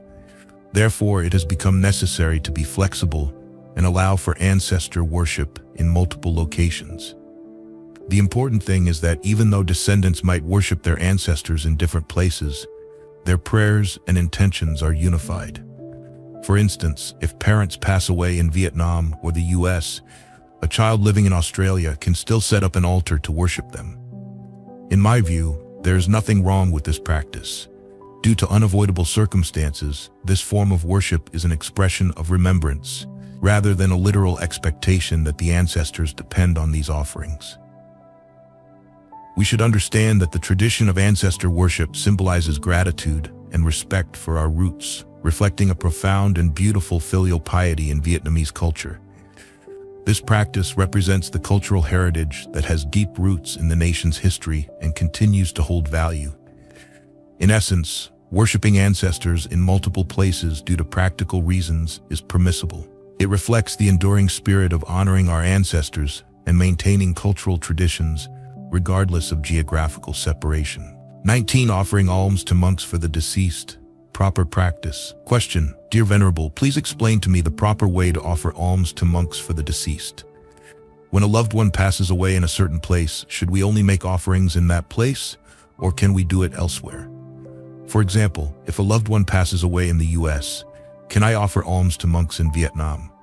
Kindly provide clarity on this matter. Thank you. Answer: Offering alms to monks is a practice that honors the filial piety exemplified by the Venerable Muhammad Ghaliyan. He was the first to organize an alms offering ceremony to monks to pray for his mother's salvation, following the Buddha's guidance. This ceremony, traditionally held by Mahayana Buddhists on the 15th day of the 7th lunar month, coincides with the conclusion of the monastic summer retreat. Following this tradition, Buddhists often arrange alms offerings for the deceased, usually on the 49th day memorial. This can be held either at a temple or at home, depending on the family's circumstances, though it is more common to conduct the ceremony at a temple due to the convenience it offers. Typically, before the memorial day, family members visit the temple, often where the deceased's ashes are kept, to discuss the offering with the abbot or resident monks, nuns. This allows the temple to organize and invite the necessary clergy. The number of participating monks or nuns is determined by the family. The primary purpose of this ceremony is to express the family's respect, gratitude, and filial piety towards the deceased. The family offers food and other essentials to the monastic community, seeking their blessings and prayers for the deceased's swift rebirth into a favorable realm. Regarding your question, whether offerings must be made at the place of the deceased's passing or elsewhere, the answer is that it can be done anywhere without issue. As mentioned, it depends on the family's living situation. You can perform the offering wherever it is convenient, even if the loved one passed away elsewhere. For instance, if your parent passed away in Vietnam or anywhere else and you cannot be there, you can still make offerings in Australia, where you reside. However, it is often preferred to hold the ceremony in a location where many family members can gather. This not only helps maintain the family's connection with the three jewels, but also provides comfort to the deceased spirit through the presence of loved ones. In summary, offering alms to monks can be flexibly arranged according to your circumstances, ensuring the ceremony's integrity and the family's heartfelt intention. Whether conducted at the place of passing or elsewhere, the key is the sincerity and respect behind the offering. I wish you peace, diligent practice, and swift fulfillment of your aspirations. 20. Where Buddhism arrives, peace follows. What does it mean? Question. Dear Venerable, last year when I attended the Vesak celebration in Vietnam, I saw a banner saying, "Where Buddhism arrives, peace follows." Some people disagreed with this statement. I understand its meaning, but my knowledge is limited, so I didn't dare to explain. Please kindly elaborate on this for us to understand better. Answer. Disagreement is their right. Perhaps they haven't had the chance to understand Buddhism. If one doesn't understand, one should seek knowledge. Making a definitive statement without thorough understanding shows a lack of caution. Anyone who has studied Buddhism, even a little, would certainly not make such careless remarks. This phrase represents a significant theme. Within the scope of this answer, I will briefly discuss its essence. The statement, although concise, encapsulates the Buddhist principles of compassion, altruism, and equality. Buddhism has always advocated for and encouraged humanity to live in peace. From ancient times until now, and likely for eternity, Buddhism has consistently upheld this principle. The history of human civilization clearly demonstrates this through Buddhism's dissemination over time. Wherever Buddhism spreads, it brings love, justice, and fosters peace, happiness, and joy for humanity. It can be said that throughout its history, the spread of Buddhism has never caused any bloodshed. This is a unique feature of Buddhism's long history. Conflicts leading to hatred and war are not inherent to human nature. The fundamental nature of humans is non-violent, valuing freedom and peace. Buddhism asserts that peace or war is not something to be sought externally. It resides within each person's heart.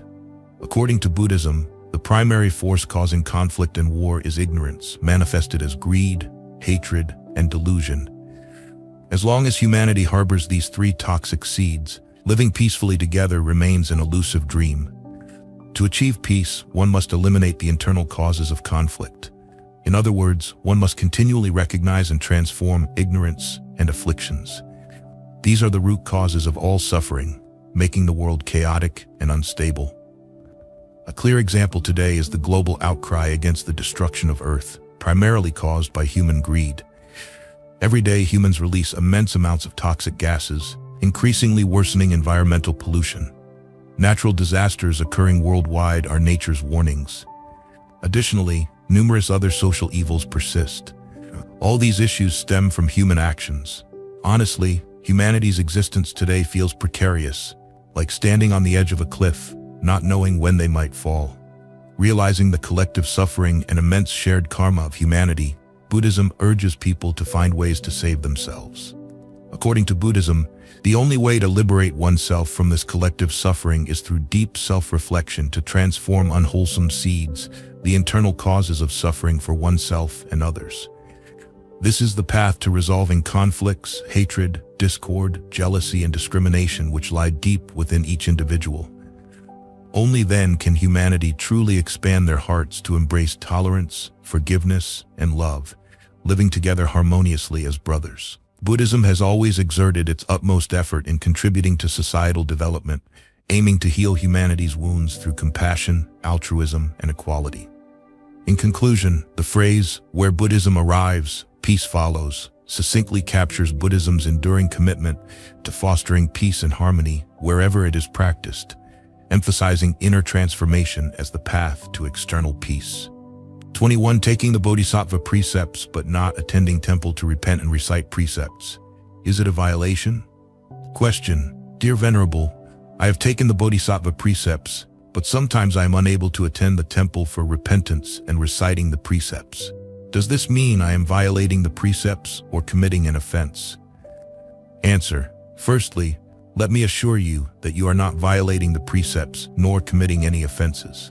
According to the Vinaya monastic discipline, after taking the Bodhisattva precepts, it is ideal to go to the temple every half-month to repent with the community and listen to the precepts you have received.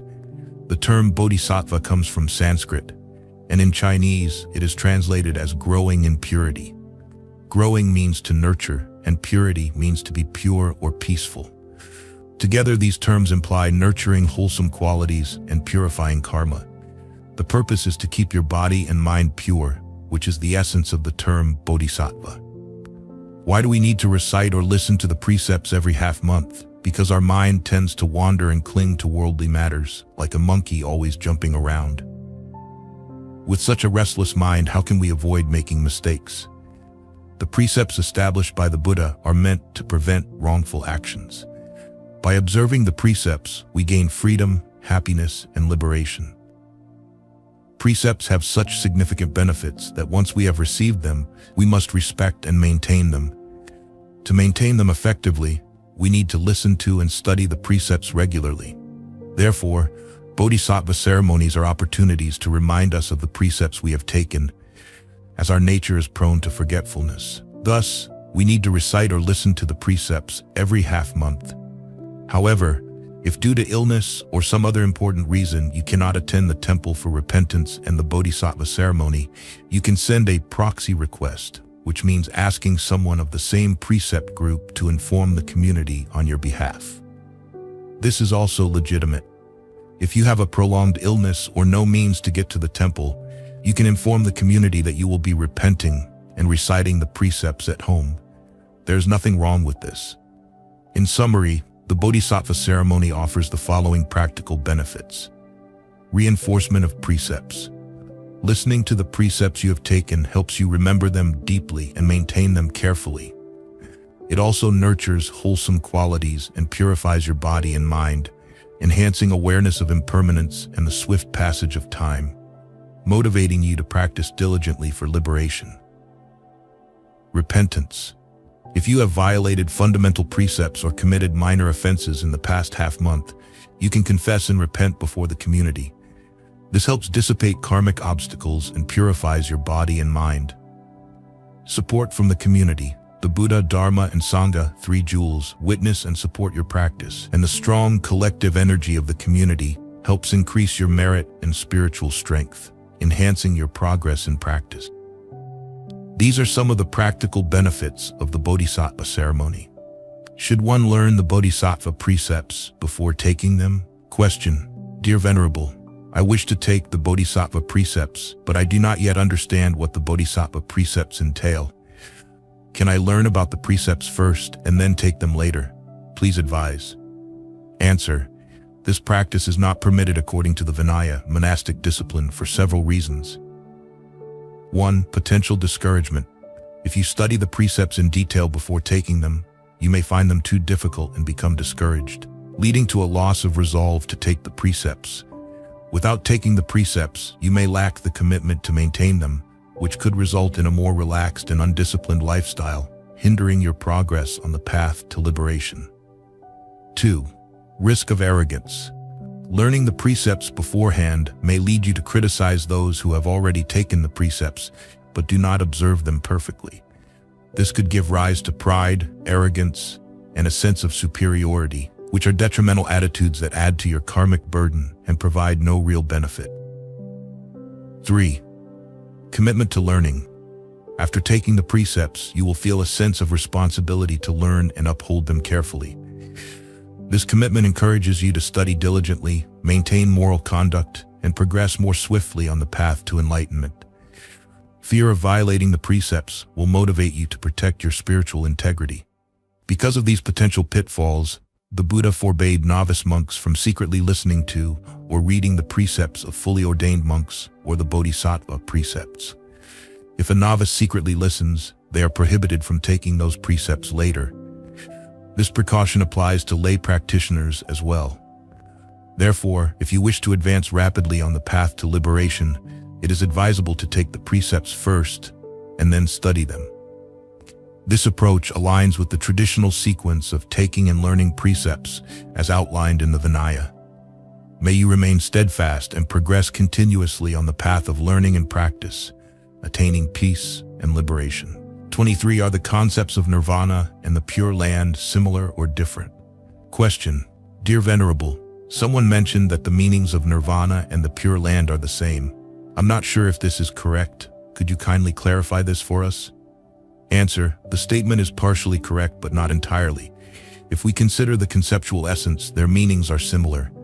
Nirvana represents a state of tranquil, blissful liberation. Similarly, the Pure Land or Sukhavati also signifies a state of ultimate, pure joy and freedom. Both transcend dualistic notions and are characterized by an uncreated, unending reality. In this regard, they are conceptually similar. However, when we examine the phenomenal aspect, the realms and meanings of Nirvana and the Pure Land differ significantly. Nirvana is not an external realm with concrete physical attributes. Some mistakenly perceive Nirvana as a wondrous realm where beings go after death to enjoy blissful rewards. This understanding is incorrect. Nirvana is an internal state achieved through the eradication of ignorance and afflictions. It is akin to purifying impurities to reveal pure gold or clearing clouds to reveal the moon. Nirvana is the ultimate state of cessation and complete liberation. In contrast, the Pure Land is an external realm with concrete physical attributes, described vividly in the Amitabha Sutra. It is depicted as a realm adorned with 7 precious materials, exuding extraordinary beauty and purity. Everything in this realm, from the environment to the beings, is supremely magnificent and blissful. The existence of this realm is known through the teachings of Shakyamuni Buddha, who introduced it to us. The Pure Land, currently presided over by Amitabha Buddha, represents an advanced civilization with supreme material and spiritual qualities. It is a highly developed society with exceptional moral and ethical education. The inhabitants are all virtuous and delightful beings. Compared to the Saha world, our world, the Pure Land is vastly superior, hence inspiring practitioners here to aspire and diligently chant Amitabha Buddha's name to be reborn there. In summary, Nirvana and the Pure Land are conceptually similar when viewed from the perspective of essence. However, they are phenomenally distinct. Yet, if integrated wisely in practice, both Nirvana and the Pure Land originate from our own mind. The scriptures state, all is mind, all phenomena are consciousness. Like rivers flowing into the ocean and rivers differ, but the essence of water remains the same. Nirvana and the Pure Land arise from our mind. Achieving single-minded focus leads to the cessation of all phenomena. May you be blessed with the merits and good fortune to advance continually on the path of studying and practicing the Dharma, achieving your aspirations. 24. Wearing a prayer bead bracelet in the bathroom. Is it wrong? Dear Venerable, I usually wear a prayer bead bracelet for reciting Buddha's name. However, I often wear it when going to the bathroom. Is this wrong? Answer: you can rest assured that it is not wrong at all. The primary intention behind wearing the prayer beads is to aid in your recitation of the Buddha's name, which is a very good and virtuous intention. You should not be overly concerned with formalities. The crucial point is whether you consistently remember to recite the Buddha's name while wearing the beads. That is what truly matters. Wearing the bracelet in the bathroom does not present any issue because it is a natural and ordinary human activity. No one will hold you accountable for it, so there is no need to worry. The Buddhas and Bodhisattvas do not discriminate in the same mundane way that ordinary beings do. They do not see purity or impurity, and thus would not find fault with you for this. It would be impractical to remove the bracelet every time you use the bathroom, and then where would you keep it safely during that time? This would introduce additional complications. Some people wear small Buddha pendants around their necks and still wear them into the bathroom. Should they remove them every time they need to use the restroom? Your practice should be adaptable and flexible. Being too rigid about such formalities can hinder your practice. Similarly, some female practitioners refrain from reciting sutras or chanting the Buddha's name during their menstrual periods, fearing impurity and sin. I have already addressed this concern in detail in the first volume of 100 Questions About Buddhism. Please refer to that book for a more thorough explanation, which should help alleviate any doubts or fears you may have. Wishing you peace of mind in your practice and swift attainment of your aspirations. 25. The meaning of celebrating the anniversary of Maitreya Buddha at the beginning of the year. Question: Dear Venerable, I don't understand why on New Year's Eve, temples in many Buddhist households hold ceremonies to celebrate the anniversary of Maitreya Buddha. What is the significance of this celebration? Please kindly explain. Thank you. Answer: the tradition of celebrating the anniversary of Maitreya Buddha has been around for a long time. However, why do people choose the first day of the Lunar New Year as the day to commemorate him? According to my research, I have not found any clear source explaining this. In the book, Spring in the Monastery by Venerable Thich Tan Tu, published in 1997, the Venerable explains that the choice of the first day of the Lunar New Year by temples and most Buddhists to celebrate his anniversary was created by the Chinese patriarchs. There are no historical records of his birth date. According to history, Bodhisattva Maitreya was a real historical figure in India during the Buddha's time. Maitreya is a Sanskrit word, and in Chinese it is translated as Shi, the benevolent one. Shi means his clan, and Si refers to compassion. There are various theories about his name and lineage. He is also known as Ajita, Sanskrit, which translates to invincible in Chinese. Commonly, we call him Maitreya Buddha, but he is actually a bodhisattva destined to become a Buddha, currently residing in the inner sanctum of Tusita heaven. According to Shakyamuni Buddha's prophecy, he will descend to the world in the future, attain Buddhahood under the dragon flower tree, and be honored as Maitreya Buddha. Today, in Mahayana Buddhist temples, Maitreya is depicted as a chubby, joyful figure with a big belly and a wide smile. Some statues show him surrounded by 6 children pulling his ears, eyes, and mouth, symbolizing that no matter how the 6 senses, sight, hearing, smell, taste, touch, and mind, are disturbed by the 6 objects, form, sound, smell, taste, touch, and dharma, his mind remains unmoved as his senses are completely purified. This image is based on the manifestation of Maitreya as a laughing monk known as Budai in the 10th century in China. But how do we know Budai was a manifestation of Maitreya? Before passing away, Budai left a verse: Maitreya, true Maitreya, in billions of forms, constantly teaching people, yet people do not know him. This verse revealed that Budai was indeed a manifestation of Maitreya. Returning to your question, why choose the first day of the Lunar New Year as his anniversary? Normally, anniversaries commemorate a birth or death date, but this is not the case here. The deeper meaning in Zen tradition chosen by the patriarchs is that people in East Asia, particularly in Vietnam, place great importance on the first day of the year. They believe it determines the fortune or misfortune for the entire year. Therefore, Buddhists celebrate the anniversary of Bodhisattva Maitreya on this day to wish for a year of happiness and peace. Maitreya is known for his practice of joy and equanimity, always depicted with a cheerful and peaceful smile. Deluxe sits with a stone belly, dust clings and falls away amidst the ups and downs of life with a serene, joyful smile. The ultimate aspiration of practitioners is to become a Buddha. More immediately, they wish for happiness. To achieve this, Buddhists should follow Maitreya's example of joy and equanimity. Compassion, loving kindness, joy, and equanimity are the 4 immeasurable minds of a bodhisattva, and Maitreya embodies these qualities. His face always reflects joy and peace. Only by letting go of internal afflictions can one truly find happiness. This is true happiness. Thus, when commemorating him at the beginning of the year, Buddhists hope to become like him in the future and vow to practice his joyful and equanimous conduct. This way, they will enjoy many benefits and happiness throughout the year. Otherwise, they will face much suffering. This is the main reason why Buddhists commemorate Maitreya at the beginning of the year. May you enjoy a joyful Maitreya spring and always be happy with a smile of joy and equanimity on your face. 26. The issue of observing noble silence. Dear Venerable, in both short and long-term retreats, I see some Buddhists make a vow to observe absolute noble silence, not speaking at all. When necessary, they use gestures or write notes. I don't understand whether this practice is in accordance with the Buddhist scriptures.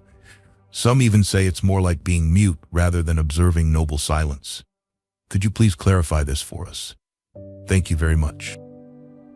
Observing noble silence means maintaining the purity of one's speech.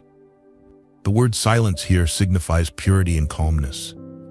The mouth is merely an organ or tool for speaking. In the Buddhist scriptures, it is often advised that Buddhists should always guard their 3 karmas: body, speech, and mind. Among these 3, aside from the mind, which is the principal actor, the karma of speech is also very significant. To be precise, we should talk about guarding the karma of speech, meaning the habit of speaking. There are 4 types of speech: lying, speaking falsely about things that did not happen, or denying things that did happen, embellishing words, and speaking with a double tongue, causing discord between people.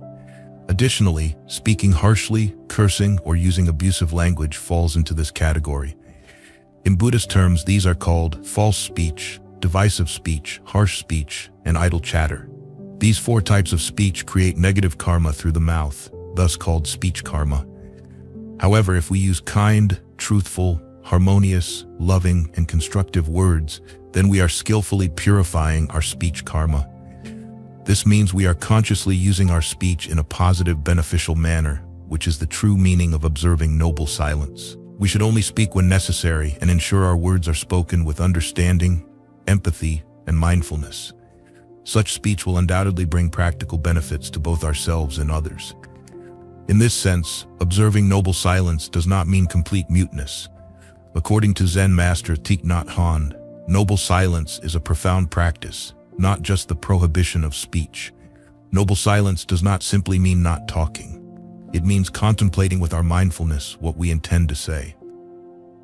However, during retreats, if a Buddhist finds that they have no specific duties, it is beneficial to vow to observe noble silence, not speaking to keep their mind calm and focused on chanting Buddha's name.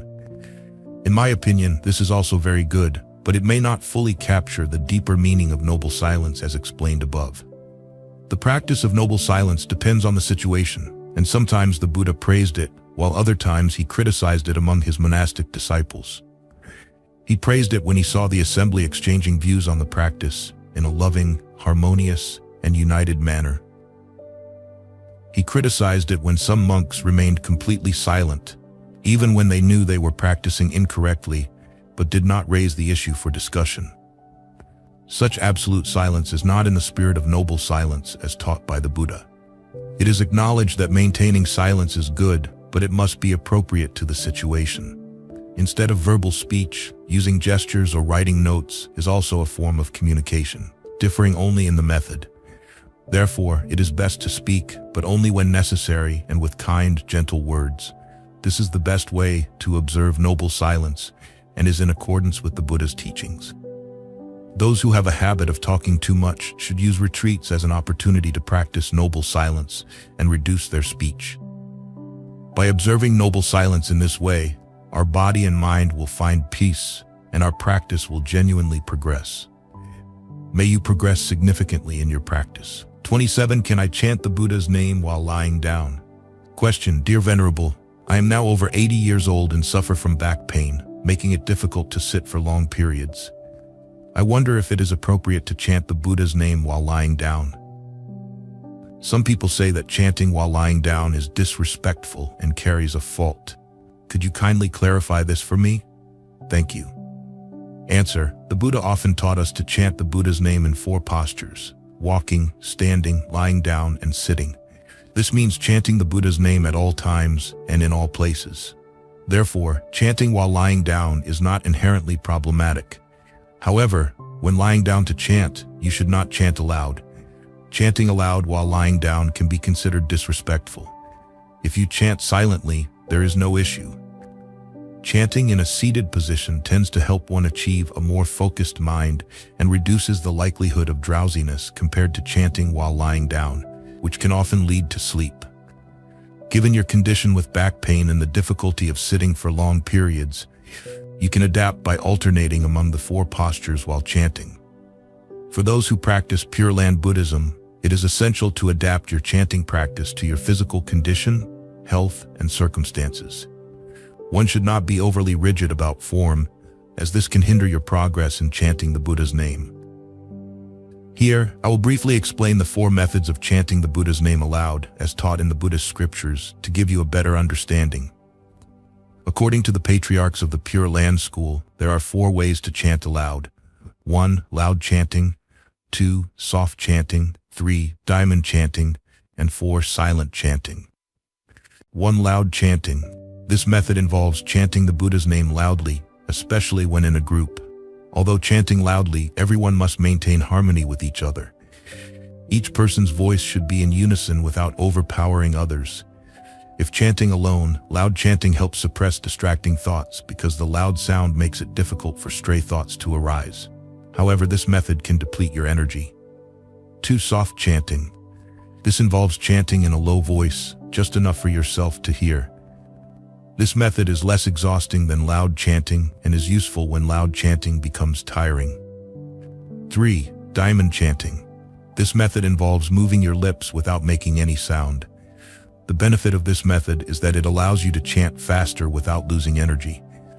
Master Dao Yuan taught that with this method, you can chant more Buddha names in the same amount of time without getting tired. However, even with diamond chanting, one should not be too rigid and should adjust as necessary. 4. Silent chanting. This method involves chanting internally without moving the lips. This is a silent mental recitation.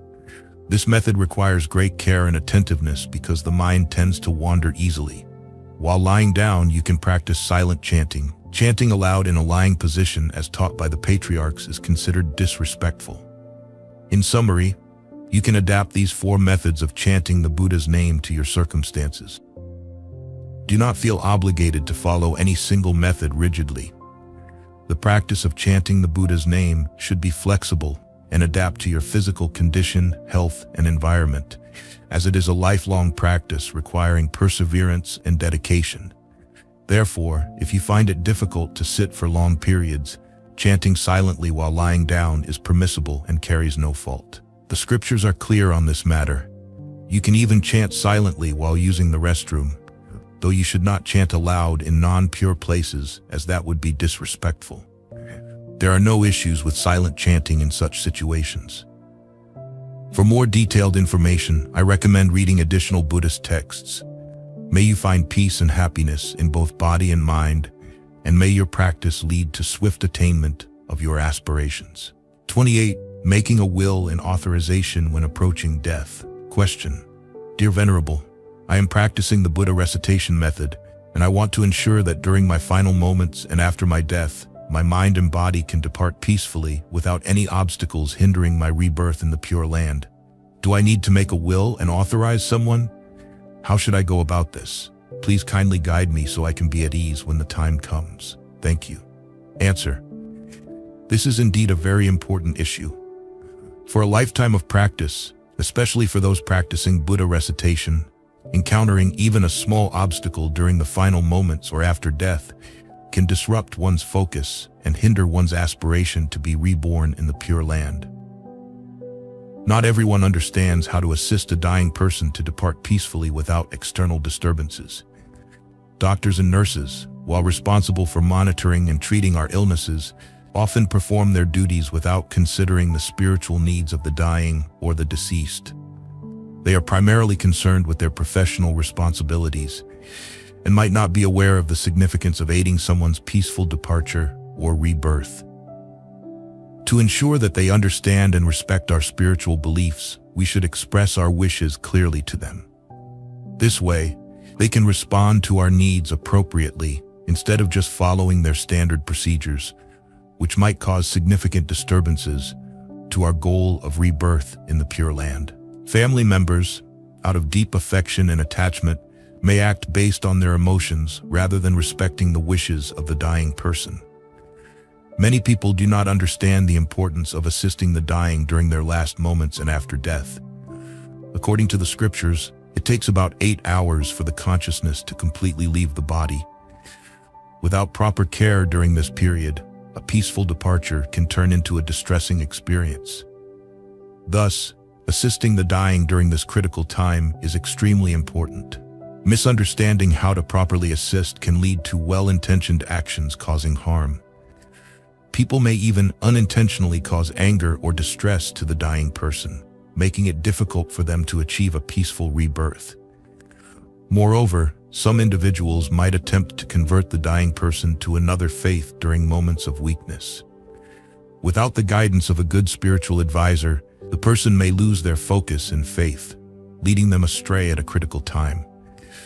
Therefore, it is wise to prepare a clear will and authorization document to avoid any misunderstandings or unintended consequences. This is a way to ensure a relatively smooth and peaceful transition. By making our wishes known and appointing someone responsible, we can better secure our aspiration for rebirth in the Pure Land. To address this, you should create a will and an authorization document detailing your wishes regarding your medical care and spiritual practices during your final moments and after death. This document should be shared with your family members, spiritual leaders, and medical professionals. Here is a suggested approach. 1. Drafting the will and authorization document. Clearly state your wishes regarding medical care and spiritual practices during your final moments and after death. Appoint responsible individuals to oversee your care and ensure your wishes are followed. Specify the need for uninterrupted recitation of Buddha's name and other spiritual practices for at least 8 hours after death. 2. Distribution. Make multiple copies of the document, with one side in English and the other in Vietnamese. Sign each copy and have 3 witnesses sign and initial each copy. Alternatively, have the head monk at your temple stamp and certify the document. Give copies to your spouse, children, spiritual advisor, and family doctor. Keep 1 copy for yourself. By preparing in this way, you can be at peace knowing that your wishes will be respected and followed, ensuring a smooth and peaceful transition. This method provides the best preparation for a favorable final transition and rebirth in the Pure Land. I've only outlined the general approach here. For more detailed guidance, consult with experienced legal advisors and respected spiritual leaders. Wishing you success in your practice and fulfillment of your aspirations. 29. Unintentional killing. Is it considered a sin? Question. Dear Venerable, I was bitten quite deeply by my neighbor's dog due to my carelessness, so I went to the hospital for treatment and reported it to the council. Later, I still saw the dog wandering around. While the owner was away, I called the council to catch the dog because I feared it might bite others. However, the council caught and euthanized it. Hearing this news, I felt very remorseful and sorrowful for its death. Please, Venerable, tell me, did I commit the sin of killing? Answer. In this situation, I believe you did not commit the sin of killing. Here's why I can assert this with confidence. I am basing my judgment on Buddhist precepts. According to the precepts, a sin is formed through the combination of the 3 karmas, body, speech, and mind, with mind karma being the primary initiator. Examining the mind karma, you did not have the malicious intent to kill the dog. Your intention was to prevent it from biting others as it had bitten you. Your concern was for the safety of others, which indicates a good intention. Therefore, you reported it to the council so they could catch and restrain it. You intended for it to be captured, not killed. The council's decision to euthanize the dog was their responsibility, not yours. Your intent was only to inform them to catch the dog because its owner was not around.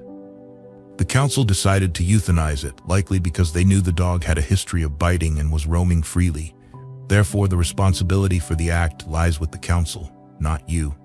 Regarding the 3 karmas, mind karma, you had no intention of killing the dog. Speech karma, you reported it to be caught, not killed. Body karma, you did not physically harm or kill the dog.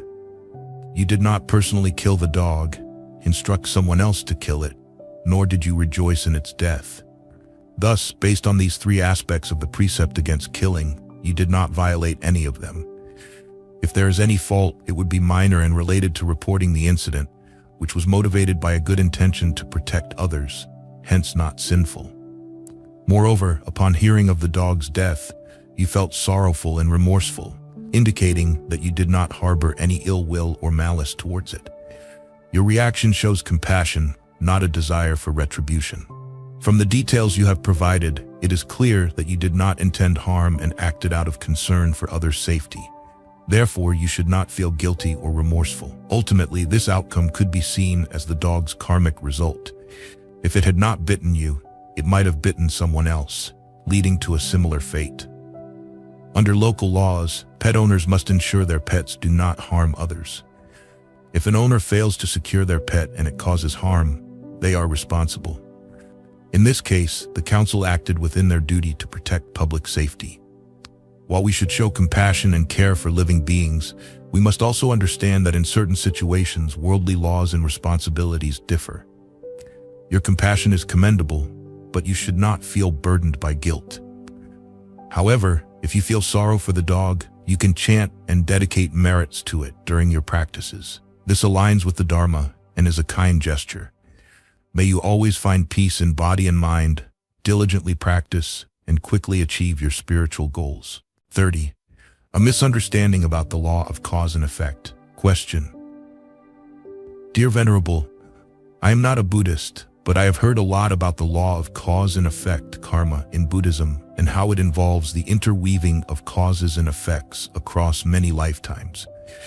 I see many people talk about karma, but they often just talk about it rather than applying it to their lives.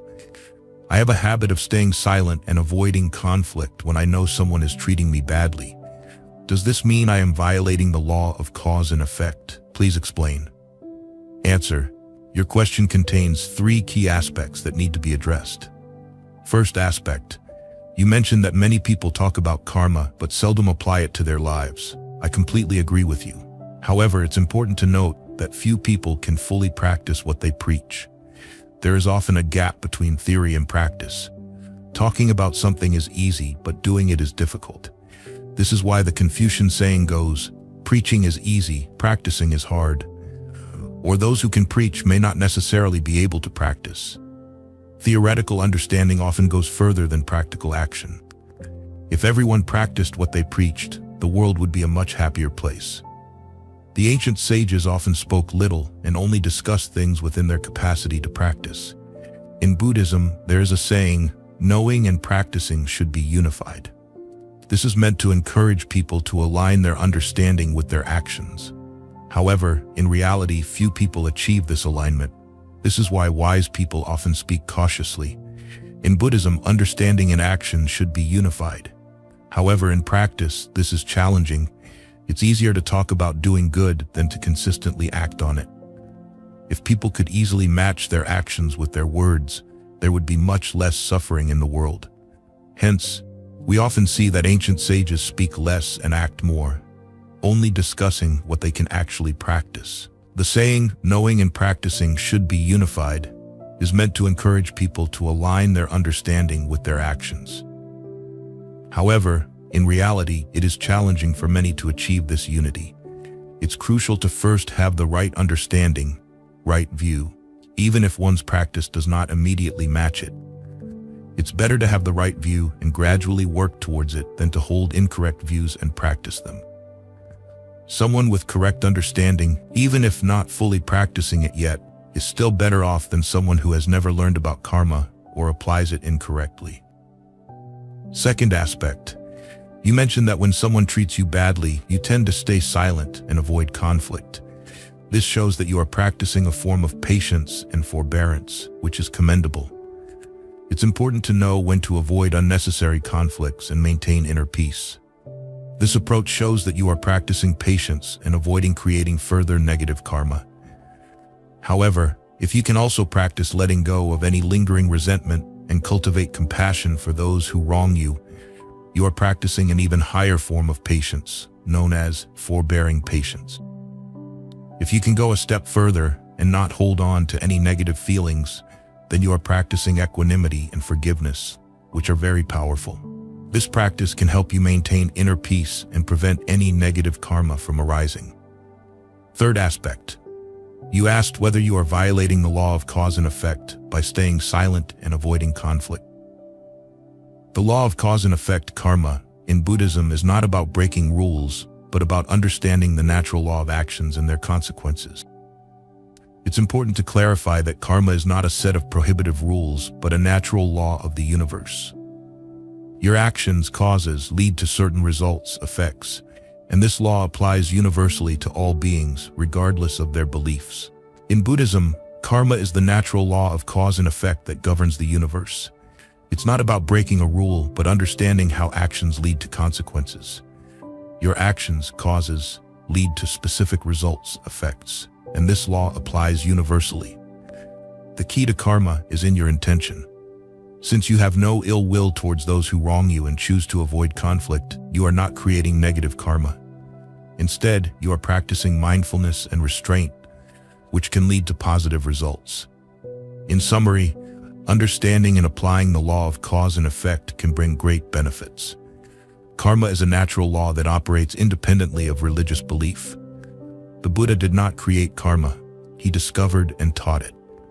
By understanding and wisely applying this law, you can lead a more harmonious and beneficial life. May you continue to cultivate understanding and practice with wisdom, bringing peace and benefit to yourself and others. 31. The issue of interfaith marriage. Question: Dear Venerable, my family has a tradition of practicing Buddhism. My grandparents and parents are all Buddhists.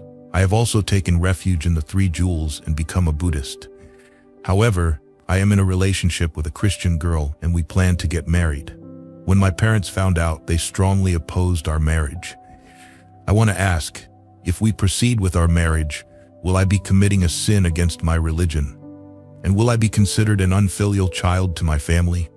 Please kindly provide your guidance and advice. Thank you. Answer: This is a very delicate issue, as it is based on personal belief. Here I will address this topic based on the spirit of non-self and non-attachment of Buddhism, and I offer some general thoughts on the matter. Faith is very important to people, especially religious faith. Buddhism has always respected the beliefs of others. Buddhism never forces anyone to follow it unconditionally. Therefore, choosing a religion is the individual's decision. Buddhism does not prohibit one from converting to another religion. It respects the absolute freedom of thought and decision-making of individuals. However, choosing between happiness and suffering is up to the individual. Buddhism simply points out clearly which path leads to happiness and which leads to suffering. Each person must carefully contemplate and decide for themselves. Buddhism encourages making enlightened decisions, as only then can one avoid falling into erroneous paths. With its principle of non-self and non-attachment, Buddhism advises people to open their hearts, be tolerant, and let go of all prejudices and biases. Prejudice and stubbornness are not fundamental to Buddhism. The more stubborn one is, the more suffering they will endure. It not only brings suffering to oneself but also to others. Buddhism has persisted over time because it does not enforce dogmatic beliefs. Buddhist teachings are grounded in two essential principles: truth and practicality. Truth is the unchanging principle of the universe, and practicality is the adaptability to different situations, contexts, and times, especially to the evolving thoughts of humanity. In today's society, marriage and relationships are not as rigidly defined as they were in the past. Customs and ceremonies vary by era and should adapt to current contexts. We should maintain customs that reflect good cultural values and traditions, while discarding outdated and superstitious practices. Parents should not cling to old-fashioned thinking that causes suffering for younger generations. In the past, the practice of arranged marriages led to much suffering, and sometimes even tragic outcomes. Forcing someone into marriage often resulted in unhappiness and in some cases even led to death. These are consequences of maintaining rigid traditions.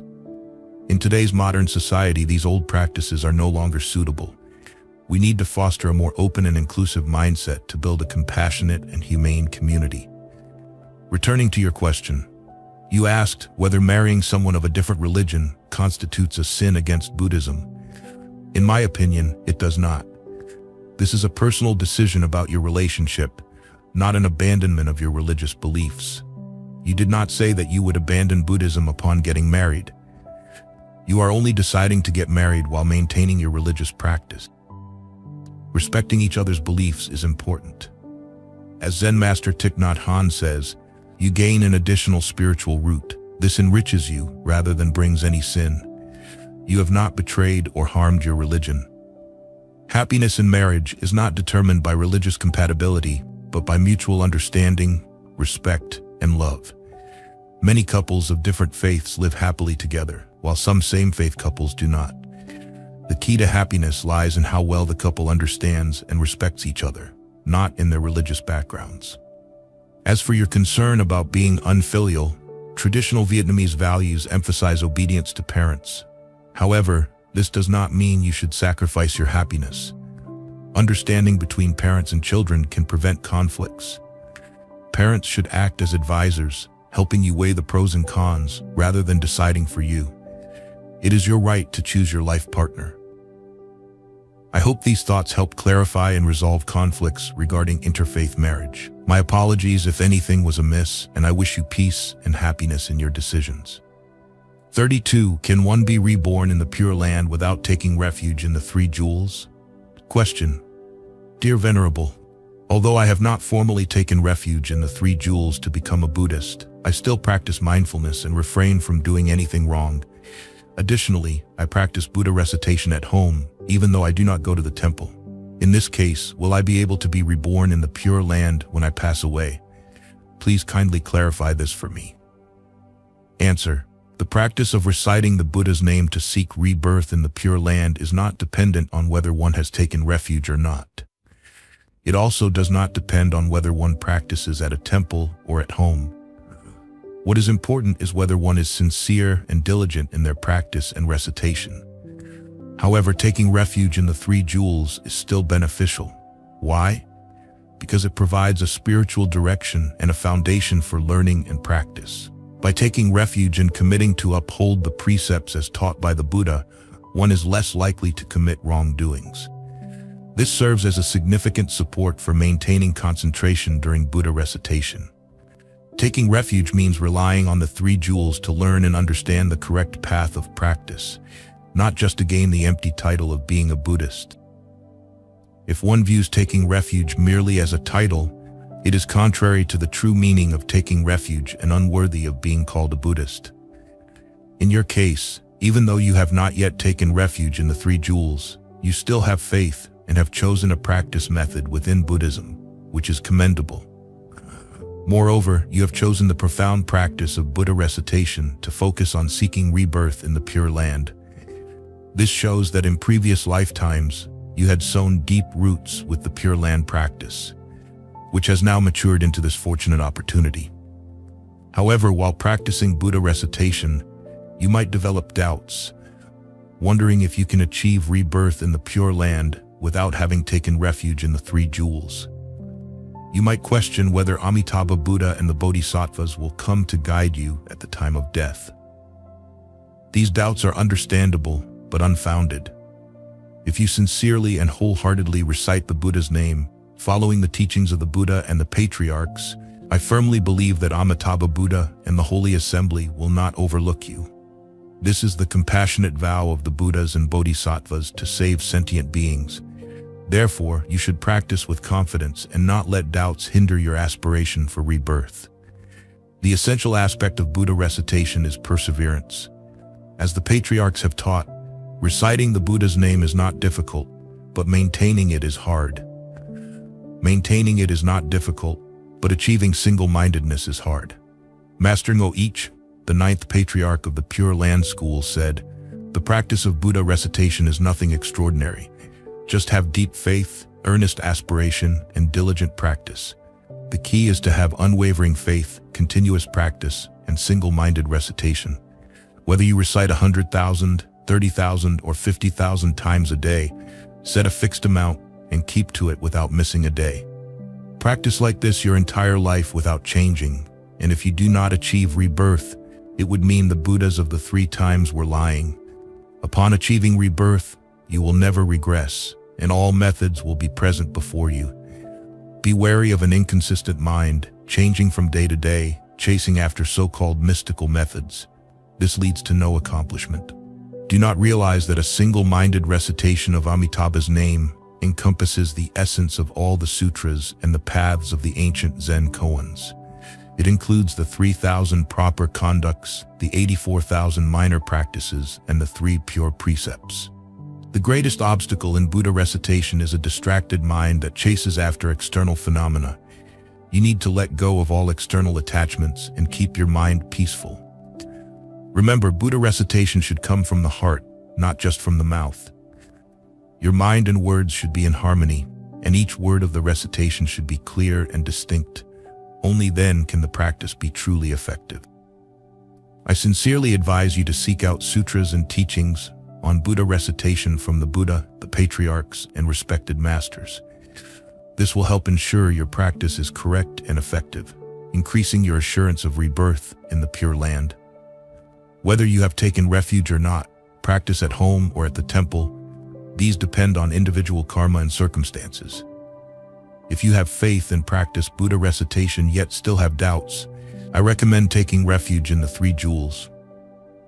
Taking refuge will strengthen your faith and dedication, reducing doubts and fears, thus enhancing your practice and ensuring your aspiration for rebirth in the Pure Land. This is a sincere suggestion, not a compulsion. I respect each individual's decision regarding their spiritual path. I wish you firm faith, dedicated practice, and swift fulfillment of your aspiration for rebirth in the Pure Land. 33. The saying, "It's easier to change mountains and rivers than to change one's nature." Question: Dear Venerable, I've often heard the saying, "It's easier to change mountains and rivers than to change one's nature." What does this saying mean? I don't fully understand it. Could you please explain it to me? Answer: This saying consists of 2 parts that contrast each other. It's easier to change mountains and rivers, contrasts with, than to change one's nature. The first part refers to the impermanent and changing nature of external phenomena. The second part speaks partly about one's inner nature and also describes outward behavioral habits. The phrase "changing mountains and rivers" is straightforward and easily understood, signifying the changeable nature of external environments. This needs no further explanation. However, the phrase "changing one's nature" warrants a deeper understanding. Firstly, we need to clarify the term nature. Here, nature should not be mistaken for the inherent, unchanging essence of beings. Instead, the term nature here refers to the habitual tendencies accumulated over time. For example, someone might say, "I have a hot temper." This hot temper results from habits formed in specific environments, creating what we call nature. This nature includes other terms like habits, seeds of karma, afflictions, and karma. If we analyze further, there are 2 types of nature mentioned in the sutras: innate nature and acquired nature. Innate nature refers to seeds that have been present since time immemorial, deeply ingrained in the storehouse consciousness, alaya. These include afflictions like greed, anger, ignorance, pride, doubt, and wrong views. These ingrained habits are tough to eradicate. Difficult, yes, but not impossible. Acquired nature refers to habits formed in this lifetime, such as smoking, drug addiction, gambling, drinking, excessive talking, etc. These habits, being relatively recent, are easier to change, akin to shallow roots on the ground. Thus, spiritual practice aims to transform these negative habits or afflictions. If such habits cannot be changed, then what is the purpose of spiritual practice? Practicing Dharma means transforming karma. If karma cannot be transformed, how can one become enlightened? Through continuous and diligent practice, we can transform negative traits into positive, virtuous ones. However, the saying, "It's hard to change one's nature," generally refers to people who are stubborn and refuse to practice or improve. These are individuals who cling tightly to their beliefs. Even if their thoughts, words, or actions are harmful to themselves, their family, and society, they refuse to change. Thus, they are known for having fixed, unchangeable traits. This stubbornness is what makes changing one's nature difficult. Conversely, those who are open to improvement and willing to transform cannot be described by this saying. Therefore, this saying should not be understood rigidly or unilaterally. Discussing nature, we must acknowledge both good and bad traits. The alaya consciousness in everyone contains seeds of both good and evil. The Buddha and the patriarchs instruct us to eliminate the seeds of evil. In Mahayana Buddhism, this process is described as transforming negative seeds into positive ones. Practitioners should nourish and develop wholesome seeds. Advanced practitioners should transform both good and bad traits, transcending dualistic concepts of good and evil. This transcendence signifies enlightenment or realization. In conclusion, nature and habits can be changed because they lack fixed, permanent substance. Once one's nature is transformed, outward behavior naturally improves. Behavior reflects inner nature. Particularly for women, proper demeanor and speech are highly valued as indicators of modesty and decorum. Improper behavior suggests a lack of refinement. Therefore, nature and habits can indeed be changed. For example, a person once restless and agitated can, through practice, become calm and composed. Someone formerly aggressive and malevolent can transform into a kind and gentle person. Thus, saying that nature is hard to change applies mainly to those who are obstinately resistant to improvement. For those open to self-improvement and spiritual practice, transformation is always possible. The saying, "It's easier to change mountains and rivers than to change one's nature," should not be interpreted rigidly. If transformation were impossible, negative individuals would never improve. Yet, not everyone remains the same. The phrase, "Put down the butcher's knife and become a Buddha," demonstrates that transformation is always possible. The Buddhas and Bodhisattvas achieved their status through such transformation. With determination and effort, anyone can change their nature. In truth, nature is inherently subject to change and impermanence. May you gain clarity and understanding from this explanation. 34. The meaning of think twice before you speak. Question: Dear Venerable, people often say, "Think twice before you speak." What does this saying mean? I don't fully understand it. Could you please explain it to me? Answer: This saying reflects the wisdom and practical experience in communication and behavior of the ancients. They deeply understood and feared the human tongue's lack of bone, which made it capable of twisting in many directions. Because it has no bone, it can twist and turn easily. It can twist forward or backward skillfully. When someone favors another, the tongue can twist to please that person. Sometimes to gain personal benefits, it twists in flattery and sycophancy, saying whatever the other person wants to hear. The goal is to gain favor or profit. In this way, the tongue flatters, regardless of truth or integrity, to achieve personal gain. Conversely, when the tongue disdains someone, it twists in a manner to curse, gossip, slander, add falsehoods, insult, and defame. In every way possible, it tries to harm that person. The tongue can twist in sweet words or in bitter, harmful ways.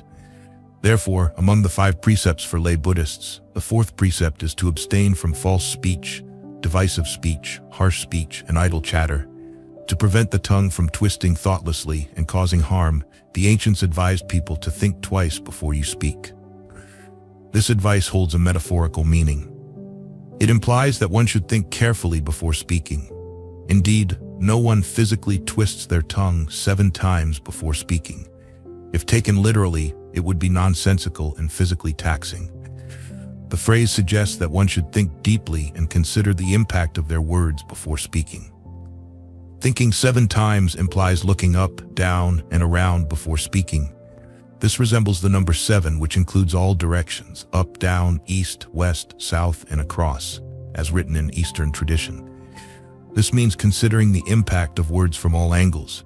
Looking up, ensure words do not disrespect elders or superiors. Looking down, avoid speaking in a way that harms those below, such as scolding children harshly. Looking around, ensure words do not harm anyone around.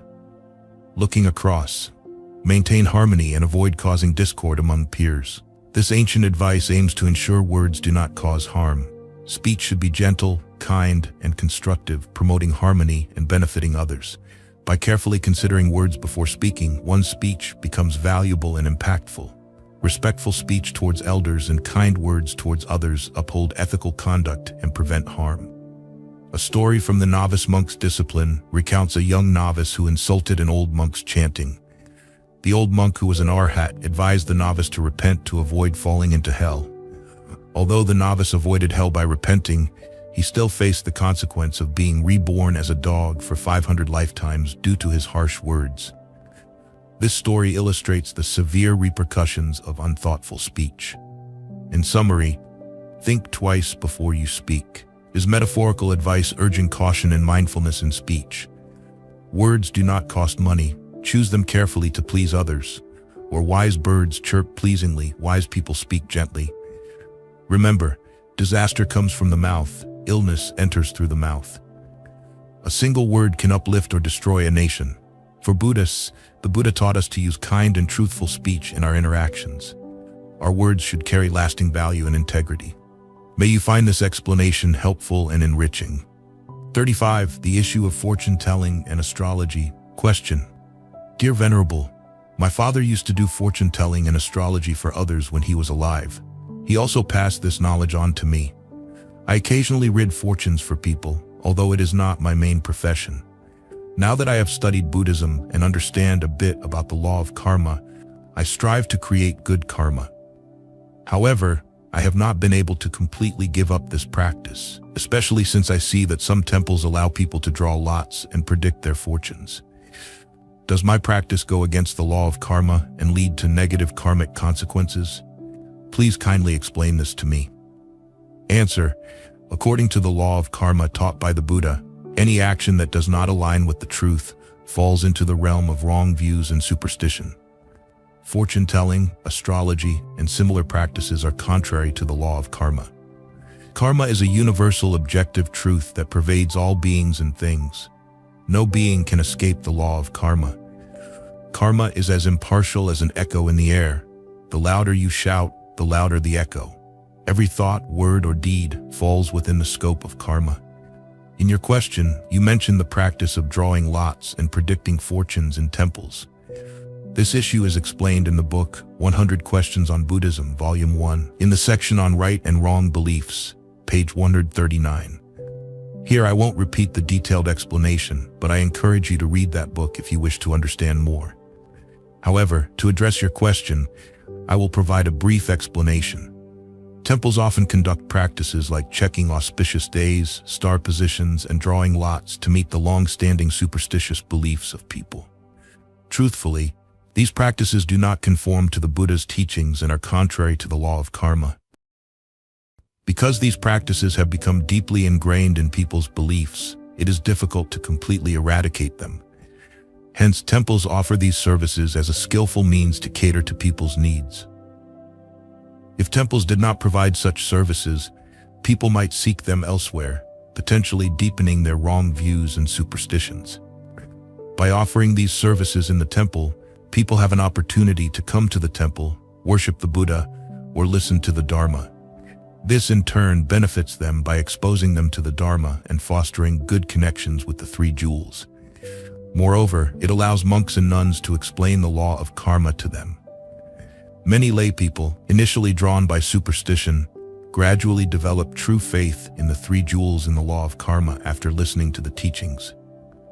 Thus, these practices serve as a skillful means to guide those who have not yet taken refuge in the three jewels, or those who still hold superstitious beliefs back to the right path and right beliefs.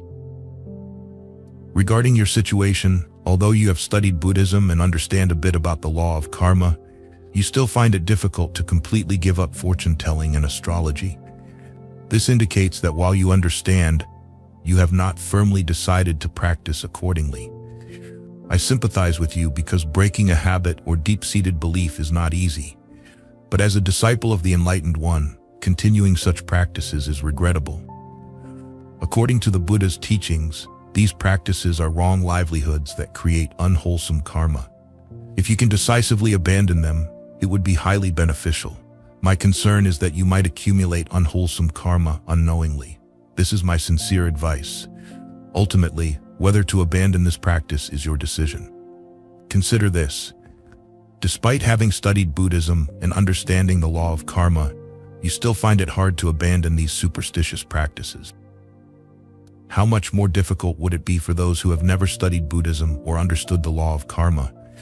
How can they avoid falling into wrong views and superstitions? If everyone firmly believed in the law of karma, temples would not need to offer such services. Instead, practitioners would support monks and nuns in dedicating more time to their own study and practice. This is highly commendable. Unfortunately, many lay people still find it challenging to abandon these practices. By sharing this, I do not intend to criticize or oppose anyone, especially those who currently believe in or practice fortune-telling. I respect everyone's beliefs and practices. Here, I only analyze according to the Buddha's teachings to help you understand better. As you mentioned, fortune-telling and astrology were passed down to you by your father. Hence, you find it difficult to completely abandon them. However, I believe that your father did these things because he had not studied the Buddha's teachings or understood the law of karma. Just because someone before us acted wrongly, it doesn't mean we should continue the same path. Otherwise, society would never progress. The Buddha's teachings encourage us to improve ourselves and avoid being trapped by old habits and beliefs. As Buddhists, we should not cling to harmful preconceptions. If we do, how can we progress in our practice to become enlightened beings?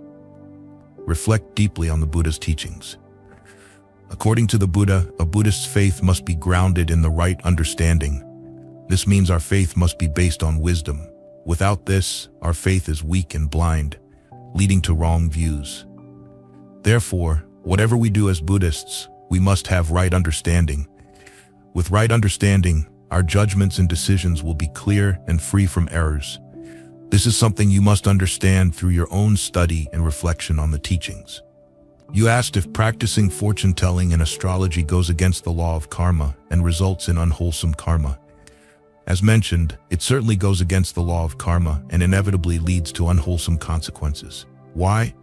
According to the Buddha, all unwholesome actions arise from the interaction of the three karmas: body, speech, and mind. When these three work together in unwholesome deeds, unwholesome results follow. The severity of the karma depends on the intensity of the actions. Among the three, the mind is the leading force. When the three karmas create unwholesome actions, unwholesome results are inevitable. In the Flower Ornament Sutra, the Buddha said, "Every action and movement is not free from fault. Actions contrary to our true nature are considered false due to ignorance. When actions arise from ignorance, they lead to numerous mistakes. Once these unwholesome actions are created, the results follow naturally. Karma is as impartial as an echo following a sound, and as inseparable as a shadow from a form. Karma's justice is unerring, and the results of our actions, whether good or bad, will manifest accordingly. It is just a matter of time." The sutra says, "Even after hundreds of thousands of eons, the karma created does not perish. When the conditions converge, the results are experienced accordingly." Reflect on this deeply. Ultimately, the decision is yours. May you have clear understanding and wisdom to distinguish right from wrong and achieve all your aspirations. 36. A person who regularly goes to the temple, but their temperament remains unchanged. Question: Dear Venerable, my husband knows about Buddhism and is diligent in going to the temple, reciting sutras, and doing volunteer work. However, when he comes home, his old bad habits such as gambling, drinking, and picking fights with the family remain unchanged. I am puzzled why he has not changed his temperament despite his religious practices. Is it due to past karma or deeply ingrained habits from this life? Please kindly explain this to me. Answer: Being diligent in going to the temple, reciting sutras, and doing volunteer work is very commendable and worthy of encouragement. However, if we believe that these activities alone constitute true practice, it is not entirely accurate. At first glance, one might think these actions reflect genuine practice, but upon closer examination, it is not necessarily so. These activities can contribute to a small portion of practice or merely create some merit. Without deeper understanding, it is easy for people to be misled. As mentioned in previous answers, attending the temple, volunteering, and reciting sutras without cultivating and transforming the three karmas of body, speech, and mind is not true practice. Why is this? Because these actions are often performed out of habit rather than true cultivation. To understand what genuine practice is, we must first understand the meaning of the word to, cultivate, or practice. To means to correct or transform. But what do we correct and where do we correct it? Obviously, we must correct the three karmas of body, speech, and mind. 1. Correcting the body. Correcting the body means changing our physical actions. Before knowing how to practice, we might have engaged in harmful behaviors such as physical abuse, killing, stealing, and other immoral actions. Now that we understand practice, we must refrain from these negative actions. This is how we practice, by transforming our physical actions. 2. Correcting speech. Correcting speech involves changing the way we speak. The Buddha teaches us to avoid 4 types of harmful speech: lying, divisive speech, harsh speech, and idle chatter. Before practicing, we might have engaged in deceit, slander, harsh criticism, and frivolous talk. Now we must commit to speaking truthfully, kindly, and harmoniously. This is how we practice, by purifying our speech. 3. Correcting the mind. Correcting the mind means transforming our thoughts and attitudes. Previously, we might have been greedy, envious, angry, or deluded. Now we must recognize and transform these negative mental habits. We should cultivate generosity to counteract greed, loving kindness to counteract anger, and wisdom to counteract ignorance. This is how we practice, by purifying our mind. In summary, genuine practice involves transforming negative qualities into positive ones, correcting wrong to right, bad to good, false to true, harmful to kind, and mundane to holy. Only by making these transformations can we be said to be truly practicing. Regarding your husband, although he diligently participates in temple activities, his lack of change in personal habits suggests that he has not truly embraced the essence of practice. Despite his good deeds, he has not transformed his 3 karmas. His continued bad habits, such as gambling and drinking, indicate that he has not genuinely practiced. These behaviors are the result of deeply ingrained habits, karmic seeds, from both past lives, innate tendencies, and this life, acquired habits. The Buddha explains that we have 2 types of karmic seeds: innate, inherited from past lives, and acquired, developed in this life. Innate tendencies include deep-rooted afflictions like greed, hatred, and delusion, which are difficult to eradicate but not impossible. Acquired habits, such as gambling and drinking, can be changed with determined effort. Your husband's case shows that although he performs good deeds, he has not engaged in true practice that transforms his inner self. He remains unchanged in his actions and reactions because he has not addressed the root causes of his behavior. True practice requires continuous self-awareness and effort to transform negative tendencies. Some people go to the temple but remain angry, gossip about others, and criticize everyone around them. Even during chanting, if something displeases them, they react with intense anger. This behavior shows they are not truly practicing. In conclusion, attending the temple and doing good deeds are beneficial and create merit, but without inner transformation, it is not genuine practice. Genuine practice involves consistent effort to transform one's body, speech, and mind, leading to true peace and liberation. Only then can we be considered true practitioners of Buddhism. May you find peace and wisdom in your practice and achieve the transformation you seek.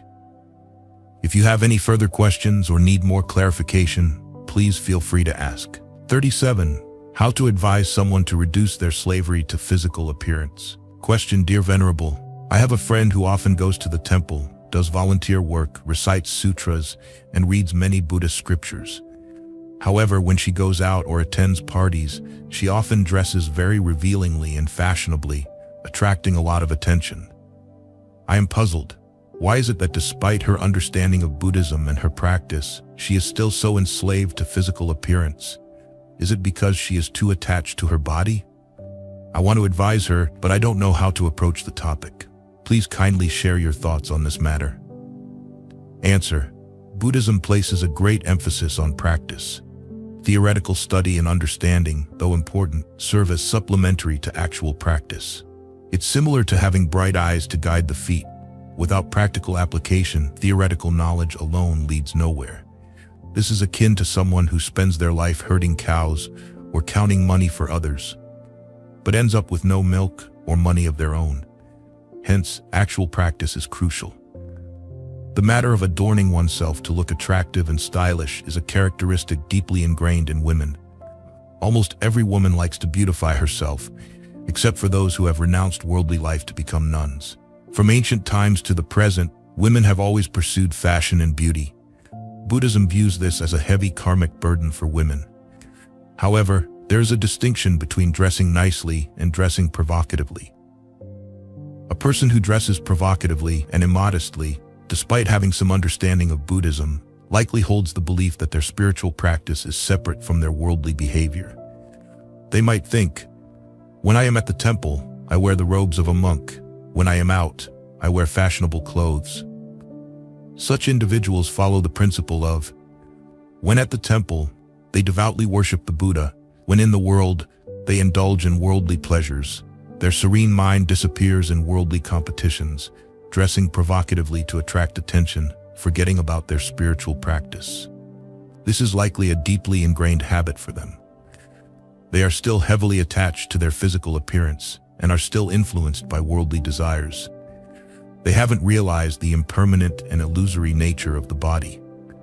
Although they study Buddhism, they might not have internalized practices such as mindfulness or contemplation on the body's impermanence. While you have good intentions and wish to advise your friend against dressing immodestly, It is important to recognize that each person has their own way of living and thinking. People's dress and behaviors vary greatly. What you might see as improper, they might view as fashionable and appropriate. If you try to advise them, your words might not be effective, as they might believe that their behavior is perfectly acceptable.